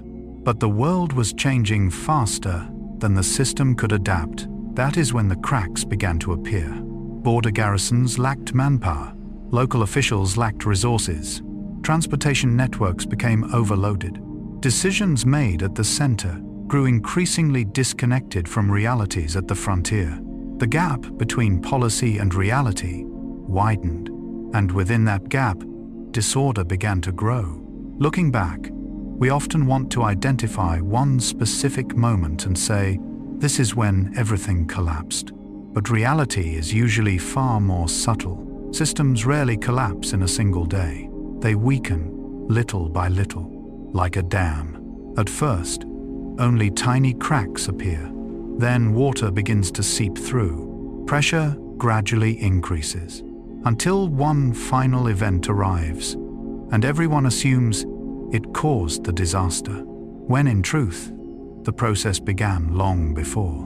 The migrations of late antiquity were much the same. They were not the sole cause. They were a catalyst, a force that exposed weaknesses already present. A strong system can absorb shocks. A weakened system is shaken by them. Jung often emphasized that crises do not always create new problems. More often, they reveal problems that already existed. Perhaps that is one of the most useful ways to understand Rome's decline. The migrations did not create every difficulty facing the empire. They simply made those difficulties impossible to ignore. Economic crisis, military crisis, leadership crisis, a crisis of belief, all converged at the same historical moment. And when multiple pressures arrive together, even the strongest civilizations can stagger. Perhaps that is the deepest lesson of this chapter. History is not always shaped by conquerors. Sometimes it is shaped by people who are running away, not by kings, but by families searching for safety, not by a single invasion, but by thousands of survival decisions made by millions of ordinary people. The domino effect of migrations reminds us that the world is a web of connections. A movement in one place can create consequences somewhere else. A crisis on a distant frontier can alter the fate of an empire, and perhaps this is exactly what Jung was trying to teach about life itself. Nothing exists in complete isolation. Everything is connected. Every choice creates ripples. Every action produces consequences beyond what we can immediately see. As the waves of migration continued to spread, the Roman world entered a new age, an age in which walls alone were no longer enough, titles alone were no longer enough, and larger questions about identity, belonging, and the future began to emerge. In the shadows of those centuries of transition, a city once believed to be untouchable was approaching a moment few dared imagine, the moment when Rome itself would be reached. And that is where our story continues. The loss of the most important provinces. Some losses arrive in an instant, a storm, an earthquake, a battle, and by the next day, the world has changed. But other losses happen so slowly that the people living through them barely notice, not because they are small, but because they occur piece by piece, bit by bit, like a long evening, gradually turning into night. No one can point to the exact moment daylight disappears. The decline of the Western Roman Empire carried that same feeling. The empire did not wake up one morning and discover that everything was gone. It lost territory, resources, connections, parts of itself, one piece at a time. At first, these losses seemed distant, remote regions beyond the sight of most citizens in Rome, provinces thousands of miles from the imperial center. But history repeatedly teaches us that what happens at the edges eventually reaches the center, because every system is connected. And when one part weakens, the entire body feels the consequences. At its height, the Roman Empire stretched from the misty fields of Britain to the scorching deserts of North Africa, from the Atlantic coast to the borders of the Middle East. Every province played its role. Every region contributed something to the whole. No place was entirely separate. No place was truly unimportant. Carl Jung once wrote, "I am not what happened to me. I am what I choose to become." Civilizations may be understood in a similar way. They are not defined merely by territories on a map. They are defined by the connections that bind them together. Roads, trade routes, shared values, networks of people. And when those connections begin to break, the identity of the entire system begins to change. One of the first regions Rome gradually lost was Britain, a distant land in the northwest, a place of rolling green hills and stone walls, a place where Roman legions had guarded the frontier for centuries. During Rome's Golden Age, its presence in Britain symbolized almost limitless power. If Rome could govern an island beyond the sea, it seemed there was nowhere beyond its reach. But by the early 5th century, pressures were mounting. Crises on the continent demanded more soldiers, more resources, more attention. And eventually, a difficult decision was made. The legions left Britain, not because Britain no longer mattered, but because the empire could no longer defend everywhere at once. It was one of the clearest signs that Rome had begun making choices about what it could keep and what it could not. And any system forced to abandon parts of itself has already entered a very different phase from one that is still expanding. The loss of North Africa and Carthage. There are defeats that the entire world can see. Battles filled with the clash of swords, city walls collapsing beneath assault, armies fleeing across the battlefield. History tends to remember such moments. They are dramatic, easy to retell. They become the stories passed from one generation to the next. But sometimes the most dangerous blows do not arrive in the form of battle. They arrive as a loss, quiet, gradual, yet profound enough to alter the fate of an entire civilization. For the Western Roman Empire, North Africa was such a story. When we think of Rome, most of us imagine the city itself, the grand amphitheaters, the marble temples, the stone roads, the legendary legions. Yet few people realize that Rome's strength did not come from Rome alone. It came from distant lands, places that quietly sustained the empire day after day. And among those lands, none was more important than North Africa. Beneath the warm sun of the southern Mediterranean, vast wheat fields stretched toward the horizon. The fertile lands surrounding Carthage produced enormous quantities of grain. From there, ships loaded with food crossed the sea, day after day, year after year, carrying the single most essential ingredient of civilization, life itself. The people of Rome could see the monuments, but they could not see the thousands of voyages silently keeping their city alive. They could not see the farmers laboring beneath the North African sun. They could not see the vast system operating behind every meal placed upon their tables. Perhaps this is something deeply human.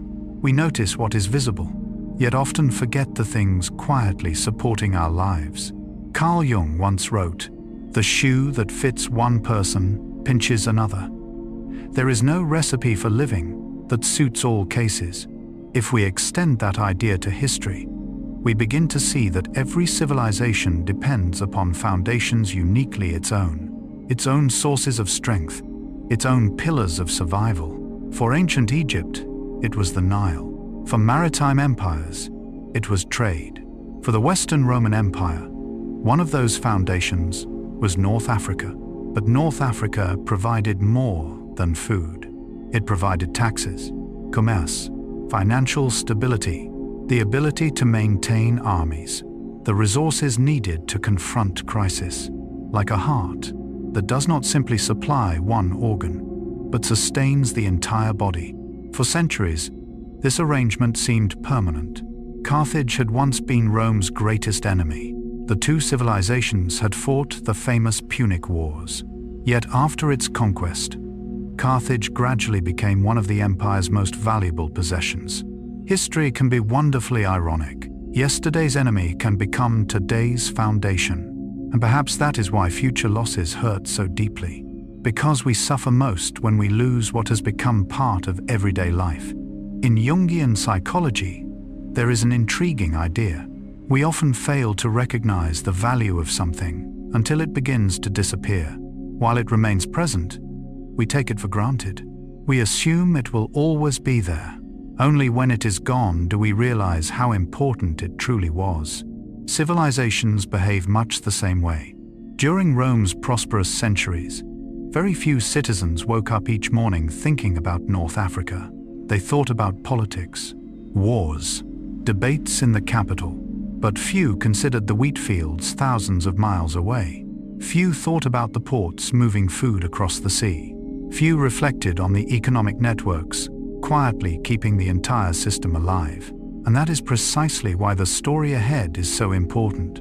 Because when the Vandals arrived, they were not merely targeting territory. They were moving toward one of the most vital sources of life within the Western Empire. And when Carthage fell into their hands in 439 AD, the consequences would reach far beyond a single city. This was not merely the loss of land, not merely the loss of a battle. It was the loss of a major artery within the circulatory system that sustained the empire. Like a body suddenly losing its ability to deliver blood to its most important organs.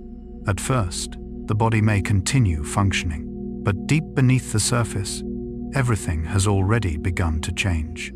And those changes lead us to the next part of the story. The reason so many historians regard the loss of Carthage as one of the most devastating blows ever suffered by the Western Roman Empire, a loss that did not arrive with thunder, yet possessed enough force to shake the foundations of an empire. There are wounds from which a body can recover. There are losses that time can eventually replace. But there are also injuries that strike at exactly the wrong place. Injuries that do not merely cause pain, they weaken the body's ability to heal itself. For the Western Roman Empire, the loss of Carthage in 439 AD was exactly such an injury. When the Vandals, led by Gaiseric, captured the city, few people living at the time fully grasped its significance. After all, it was not Rome, not the capital, not the political center of the empire. The walls of Rome still stood. Officials continued their work. Imperial ceremonies continued as before. From the outside, the world appeared unchanged. Yet sometimes the fate of a civilization is determined not by what happens at the center, but by what happens where the center receives its strength. And Carthage was one of those places.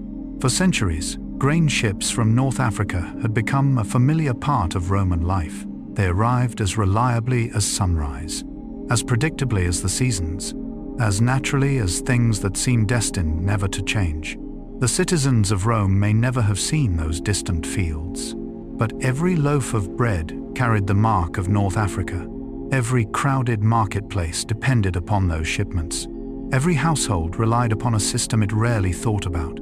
Carl Jung once wrote, "Until you make the unconscious conscious, it will direct your life, and you will call it fate." Perhaps civilizations possess unconscious foundations of their own, invisible currents, hidden structures, sources of strength rarely noticed, until the day they disappear, and only then does their true importance become clear. After 439 AD, the Western Empire lost far more than a city. It lost a major portion of the grain supply that fed its people. But food was only the surface of the problem. Beneath it lay something even larger: tax revenue, wealth flowing into the treasury, the ability to pay soldiers, the ability to maintain government, the ability to repair roads, ports, and fortifications. An empire can survive a lost battle. It is much harder to survive when the resources sustaining it are cut away. Since antiquity, thinkers have understood that military power ultimately depends upon economic strength. An army cannot march without food. An emperor cannot govern without revenue. A frontier cannot be defended if no one is paid to guard it. And when North Africa slipped from Roman control, all of those connections began weakening at once. Yet perhaps the situation was even more serious. The Vandals did not merely seize territory, they created a maritime kingdom. From Carthage, they gained influence over important Mediterranean routes. For centuries, the Romans had called the Mediterranean Mare Nostrum, our sea. It was more than a name, it was a belief, a symbol, a way of understanding the world. Rome viewed the Mediterranean as the natural center of its empire, the great artery connecting its provinces, the space through which Roman power flowed. But now that confidence was beginning to change. Vandal ships appeared upon the sea, raids increased, trade routes became more dangerous. A certainty that had endured for centuries began to erode. Jung often suggested that one sign of crisis appears when people lose their sense of control over the world they once understood. That is when anxiety grows, when uncertainty spreads, when what once seemed permanent suddenly feels fragile. The Western Empire was experiencing precisely that feeling. It was not merely losing land, not merely losing money. It was losing confidence in its ability to shape its own future. With each passing year, after 439 AD, the distance between Rome's glorious past and its difficult present grew wider. Emperors still ruled, offices still existed, ceremonies still took place. Yet the foundations supporting all of them were slowly disappearing, like a great tree whose leaves remain green for a time after its roots have been damaged. From a distance, it still appears strong, but deep inside, the process of decline has already begun. That is why so many historians view the loss of North Africa as a mortal wound, not because it caused immediate collapse, but because it destroyed Rome's capacity for recovery. After earlier defeats, Rome could rise again. After previous crises, Rome could adapt. But after losing North Africa, every new challenge became heavier. Every setback became harder to overcome. Every passing year removed another portion of the strength that remained. Perhaps this is the deepest lesson of this chapter. In life, as in history, survival depends not merely upon present strength, it depends upon the ability to renew that strength. A healthy person is not someone who never falls. A healthy person is someone capable of standing up again. A resilient civilization is not one that never experiences crisis. It is one capable of recovering from crisis. And when North Africa and Carthage were lost, the Western Roman Empire lost much of that ability. From that moment onward, the question was no longer whether the empire could return to its golden age. The question was how much time remained, because the clocks of history had already begun counting down, and ahead, the city once called eternal was approaching a moment that generations of Romans had never dared imagine. The final reckoning, the moment when even Rome would be forced to confront a truth that applies to all things beneath the sun. Nothing lasts forever, and that is where our story continues. The men who could have saved Rome but were killed. There are civilizations that fall because of enemies beyond their borders. There are empires swept away by natural disasters. There are kingdoms destroyed by war. But sometimes the greatest tragedies in history unfold in a far more painful way. A nation does not fail because it lacks talented people. It fails because it cannot keep them, cannot trust them, or worse, chooses to destroy them. When we look back at the final decades of the Western Roman Empire, it is easy to become captivated by the invasions, the Goths, the Vandals, the great migrations, the battles that reshaped the map of Europe. Yet beneath all of those dramatic events lies another story, quieter, less celebrated, but perhaps even more heartbreaking. It is the story of the individuals who might have helped Rome survive a little longer. Men who repeatedly pulled the empire back from disaster, only to become victims of the very system they were trying to protect. Carl Jung once wrote, "Often the hands will solve a mystery that the intellect has struggled with in vain." History often works in much the same way. Civilizations are not saved by slogans. They are not saved by speeches. They are saved by specific people. People who act. People who make difficult decisions when others hesitate. People willing to shoulder responsibility while everything around them is falling apart. And during the early 5th century, one of those people was Stilicho. Today, his name is not nearly as famous as Julius Caesar, not as famous as Augustus, not as famous as Marcus Aurelius. Yet for a dying Western Empire, he may have been the most important man of his generation. Stilicho was born into a changing world. His heritage was both Roman and Vandal, a fascinating detail, because it reflected the reality of the late empire itself. Rome was no longer a closed society. It had become a vast world composed of many peoples, many cultures, many identities, and it was a man of mixed origins who became one of the empire's most loyal defenders. For years, Stilicho functioned as the backbone of the Western Empire. He commanded armies, managed crises, confronted invasions, held together a system already beginning to crack. What makes his career remarkable is that during a period of relentless pressure along the frontiers, he repeatedly prevented disasters that seemed unavoidable. He fought Alaric, suppressed rebellions, responded to threats emerging from every direction. Yet history is often filled with painful ironies. The people who protect a system sometimes become the very people the system fears. As the empire weakened, anxiety spread, and anxiety has a dangerous habit. It creates a need for someone to blame. When times are good, success has many owners. But when crisis arrives, suspicion follows close behind. Rumors emerge. Conspiracies appear. Political rivalries intensify. Gradually, Stilicho became the target of factions within the imperial court. Some questioned his loyalty. Some feared his influence. Others simply viewed him as an obstacle to their ambitions. The tragedy is that all of this occurred not when Rome was strong, but when it desperately needed capable leadership. Jung once wrote, "Everything that irritates us about others can lead us to an understanding of ourselves." Perhaps what Stilicho inspired in his enemies was not hatred, but insecurity.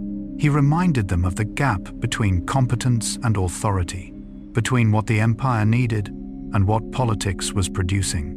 And eventually, the unthinkable happened. In the year 408, Stilicho was arrested, accused of treason, executed. One of the most capable military leaders in the Western Empire disappeared not at the hands of an enemy, but at the hands of the people he served, the consequences were immediate. Rome did not simply lose a commander. Many Germanic allies who had remained loyal to Stilicho also abandoned the empire. A vacuum appeared. A vacuum nobody could truly fill. And only 2 years later, in 410 AD, Rome was sacked for the first time in nearly 8 centuries. History is rarely the fault of a single person. The story is never that simple. Yet many historians continue to view the execution of Stilicho as one of the most catastrophic decisions made by the Western Empire. A moment when Rome weakened itself. A moment when fear triumphed over reason. A moment when the empire eliminated one of the few men capable of helping it endure. But the tragedy did not end there, because decades later, history would repeat itself almost exactly. Another gifted general would emerge. Another man would rescue the empire from an enormous threat. Another figure whom later generations would call the last of the Romans. And his fate would be hauntingly similar. His name was Flavius Aetius. After Stilicho's death, the Western Empire continued along an increasingly narrow path. The invasions did not stop. The crises did not disappear. The cracks inside the imperial structure widened. And then, just as chaos seemed unavoidable, another extraordinary figure emerged. A general, a strategist, a man many historians would later describe as the final savior of the Western Roman Empire, Flavius Aetius. His life reflected the complexity of the late Roman world. He had lived among different cultures, spent time as a hostage among foreign peoples, learned the customs of the Goths, learned the ways of the Huns, learned to understand the forces reshaping Europe. This gave him a rare advantage. While many remained trapped in the assumptions of an older world, Aetius recognized that the world itself had changed, and if Rome wished to survive, it would need to adapt. That is a rare gift. Not only in politics, not only in war, but in every era, because one of the hardest things in life is not fighting reality. It is accepting that reality has changed. Carl Jung once wrote, "The pendulum of the mind oscillates between sense and nonsense, not between right and wrong." Civilizations experience similar oscillations. There are moments when they see reality clearly, and moments when they become prisoners of their own memories. Aetius saw reality. He understood that the greatest threat facing the empire was not merely the Germanic tribes. It was a force advancing from the east, the Huns, and above all, Attila. Even today, the name Attila carries an almost mythic quality. He became known as the Scourge of God. Although the title emerged later, it reflected the fear he inspired throughout the known world. Cities trembled. Kingdoms prepared their defenses. Entire populations continued moving westward to escape his advance. Faced with this threat, Aetius accomplished something very few people could have achieved. He united groups that had once been enemies: Romans, Visigoths, various allied peoples. Together, they formed a fragile coalition. And in 451 AD, at the Battle of the Catalonian Plains, they halted Attila's advance. It was not a perfect victory. It did not eliminate every danger, but it remains one of the most important victories in European history. It prevented an even greater catastrophe. It bought the Western Empire time. It proved that Rome still possessed leaders capable of extraordinary action. And yet, history repeated its familiar tragedy. Like Stilicho before him, Aetius became too powerful, too visible, too indispensable. And in weakening systems, that can become dangerous. Insecure rulers often fear talented subordinates more than they fear external enemies. In 454 AD, Emperor Valentinian III personally assassinated Aetius. Some accounts claim he used his own sword. The moment became one of the most powerful symbols of self-destruction in Roman history. A court official is said to have told the emperor, "You have cut off your right hand with your left." Whether those exact words were spoken or embellished by later historians hardly matters. Their meaning remains profound.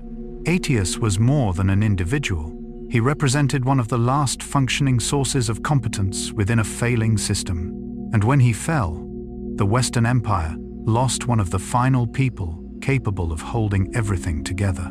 Yet Rome's tragedy was not finished, because after the generals came another figure, Ricimer. If Stilicho and Aetius represented military ability, Ricimer represented another form of power exercised from the shadows. He never became emperor, but he decided who would become emperor.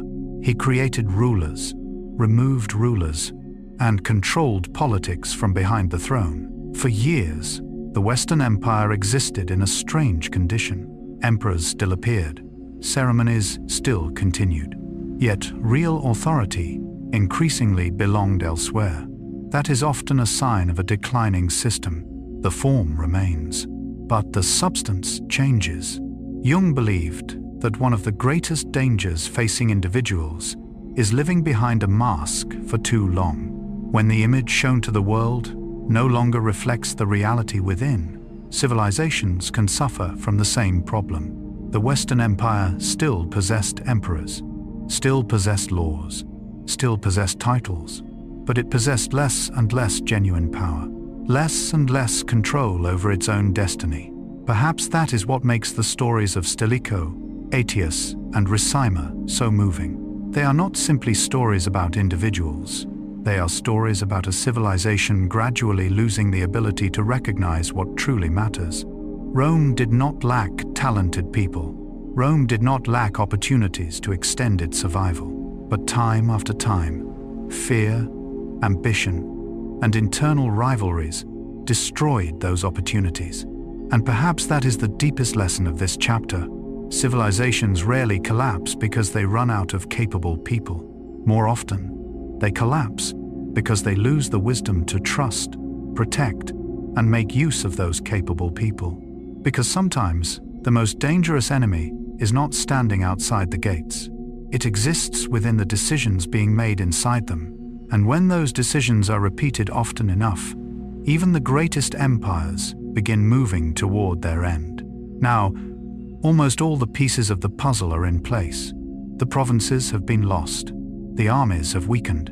The talented leaders are gone. And ahead lies the final chapter.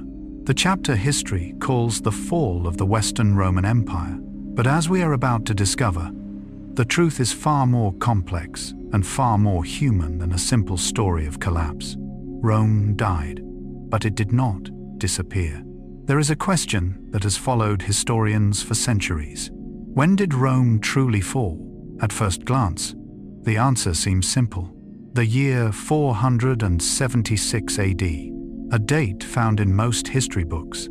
A year often regarded as the end of the ancient Western world.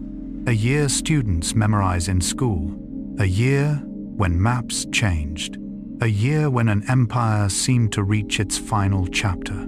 But the deeper we look into history, the more complicated that answer becomes. Because perhaps the real question is not, when did Rome fall? But rather, what was Rome, really? If Rome was merely an emperor, if Rome was merely a government, if Rome was merely a political institution, then perhaps 476 truly was the end. But if Rome was an idea, a civilization, a way of understanding the world, then the story becomes very different. Tonight, as we arrive at the final chapter of this long journey, perhaps the most surprising thing is not that Rome died, it is that Rome continued to live in ways that the people of 476 could never have imagined. The story begins with a teenager, Romulus Augustulus. His name itself seems filled with historical irony. Romulus, the legendary founder of Rome, Augustulus, a diminutive form of Augustus, Rome's first emperor, as though history were closing a circle of its own making. Yet when Romulus Augustulus became emperor, the real power of the Western Roman Empire had already nearly vanished. He was not Caesar, not Augustus, not Trajan, not Marcus Aurelius. He was simply a young man living among the ruins of a system that had been weakening for generations. Then came the year 476. Odoacer, a Germanic military leader, carried out a coup. Romulus was deposed. What is remarkable is that there was no glorious final battle, no city walls collapsing in flames, no epic scenes worthy of a Hollywood film, only a young emperor forced to surrender his throne, an event so quiet that many people living at the time may not have realized they were witnessing what future generations would call the fall of the Western Roman Empire. There is something deeply human about that moment, because great endings rarely arrive with thunder. They arrive like a late afternoon. The light slowly fades. Everything still appears to be there, yet something has changed. Carl Jung once wrote, "What you resist persists." Perhaps history works in a similar way. Civilizations do not completely disappear because of a decree, or because of a king, or because of a defeat. Things that have taken root in the human mind often continue long after their outward forms have changed. After 476, many may have believed that Rome was finished. But imagine the life of an ordinary person in the year 477. The road they walked on was still Roman. The bridge they crossed was still Roman. The laws they knew were still largely Roman. The language they spoke was still Latin. The cities still existed. Markets still opened. Churches still welcomed worshippers. The world did not disappear overnight. That is what makes history so fascinating. Because there is a great distance between falling and vanishing. A government may end, but a culture may continue. A throne may be overthrown, but an idea may survive for centuries. Jung spent many years studying what he called the collective unconscious. He believed that symbols, archetypes, and images could live for generations within the minds of entire communities. They continue to influence people even after their origins have been forgotten. Rome was like that. It was not merely a city, not merely an empire. It became part of Europe's cultural unconscious, an archetype of order, of law, of power, of civilization, and those archetypes would not disappear with Romulus or Gustulus. Instead, they would begin a new journey, a journey that would last longer than the Western Empire itself. Because what happened after 476 was not the death of Rome, it was the transformation of Rome, like a seed disappearing beneath the soil only to emerge in a different form, like a river dividing into many branches, like an ancient dream continuing to live in generations who never knew the person who first dreamed it. And here we begin to understand the greatest paradox of Roman history. The empire died, but Rome did not. There is a strange paradox in history. Things that seem eternal sometimes disappear, yet things that seem gone often continue to live. When the Western Roman Empire ended in 476, many believed they were witnessing the end of an entire world, a world that had existed for centuries, a world that built roads across continents, stone cities, complex legal systems, legions that once inspired fear across the known world. But history rarely moves through clear-cut endings. It resembles a sunset. The sun sinks below the horizon. The light gradually changes, yet darkness does not arrive all at once. Something from the old day continues into the new, and that is the story of Rome. If you were to enter a courtroom anywhere in Europe centuries after the Western Empire collapsed, you would still find traces of Rome, not the legions, not the emperors, but the law. The Romans spent centuries developing one of the most sophisticated legal systems of the ancient world.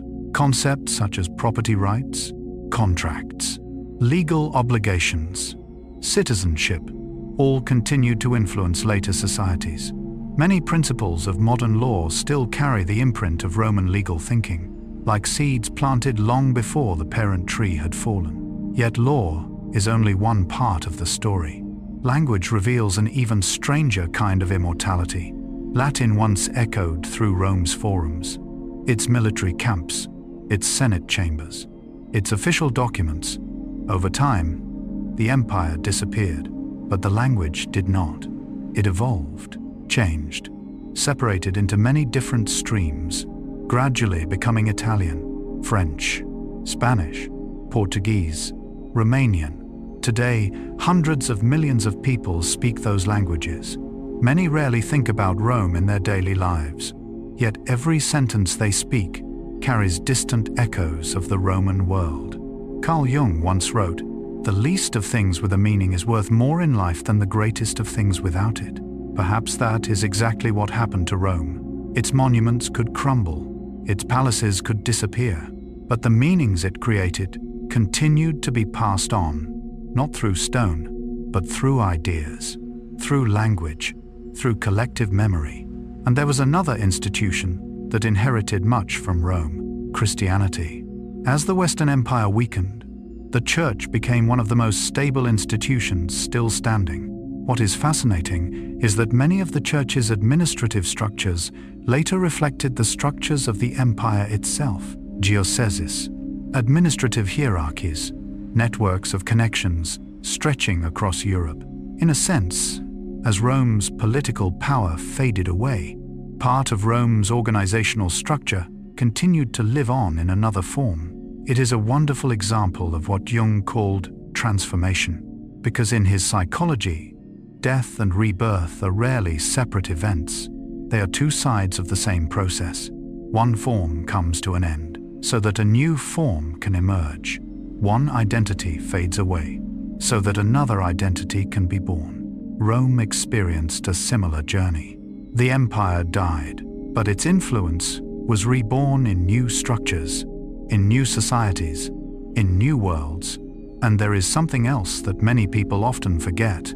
The year 476 marked only the end of the Western Roman Empire, not the end of Rome itself.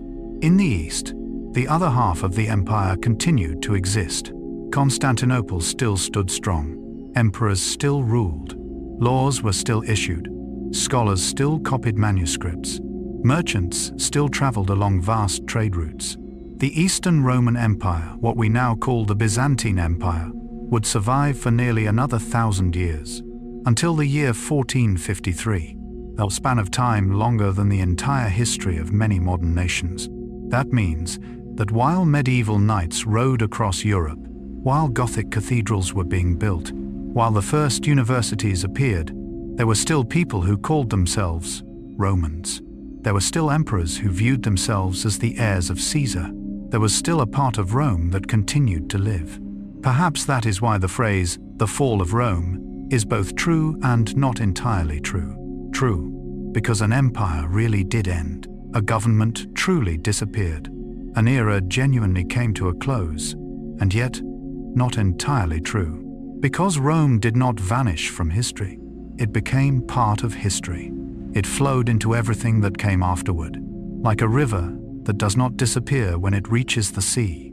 It simply changes its form. Jung believed that every ending contains the seed of a new beginning, that life always seeks a way to continue, to transform, to be reborn in different forms.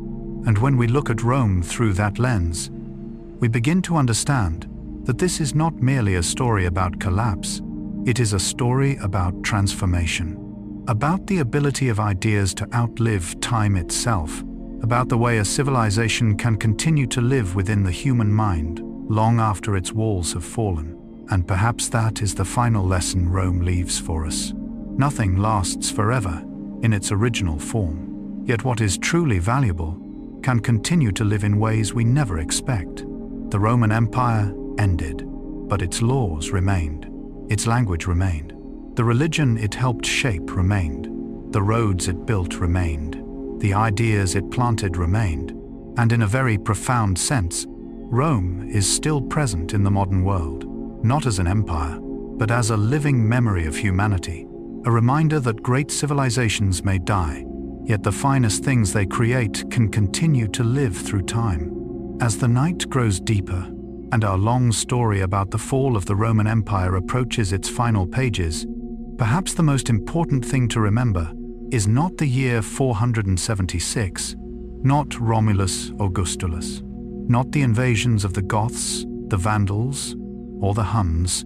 Perhaps the most important thing to remember is a very human truth, that nothing in this world is truly invincible. No empire lasts forever. No power is eternal. No wall can resist the slow passage of time. Rome was perhaps the closest thing the ancient world could imagine to eternity. For centuries, Rome was not merely a city. It was the center of the known world, a symbol of power, of law, of order, of civilization. People living in the most distant lands may never have seen Rome with their own eyes, yet they felt its influence in their daily lives. And yet, in the end, even Rome could not escape the law that governs all things. The law of change. Carl Jung believed that life does not move in straight lines. It moves in cycles. Birth, growth, decline, transformation. And when we look at Roman history, we can see that pattern more clearly than ever. The empire fell, yet the best parts of it continued to live. In law, in language, in architecture, in philosophy, in religion, and in the very way we organize society today. Perhaps that is the deepest lesson history wishes to teach us.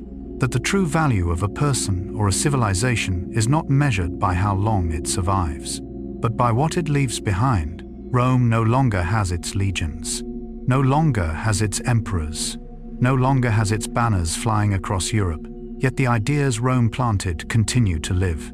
And in a beautiful way, the same is true for each of us.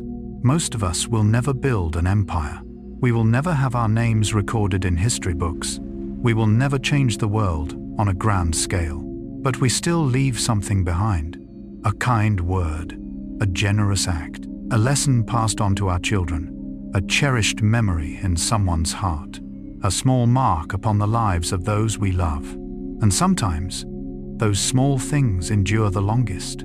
Jung once said that the most important task in life is not to become more powerful, but to become more conscious, to understand ourselves more deeply, to understand the nature of life itself.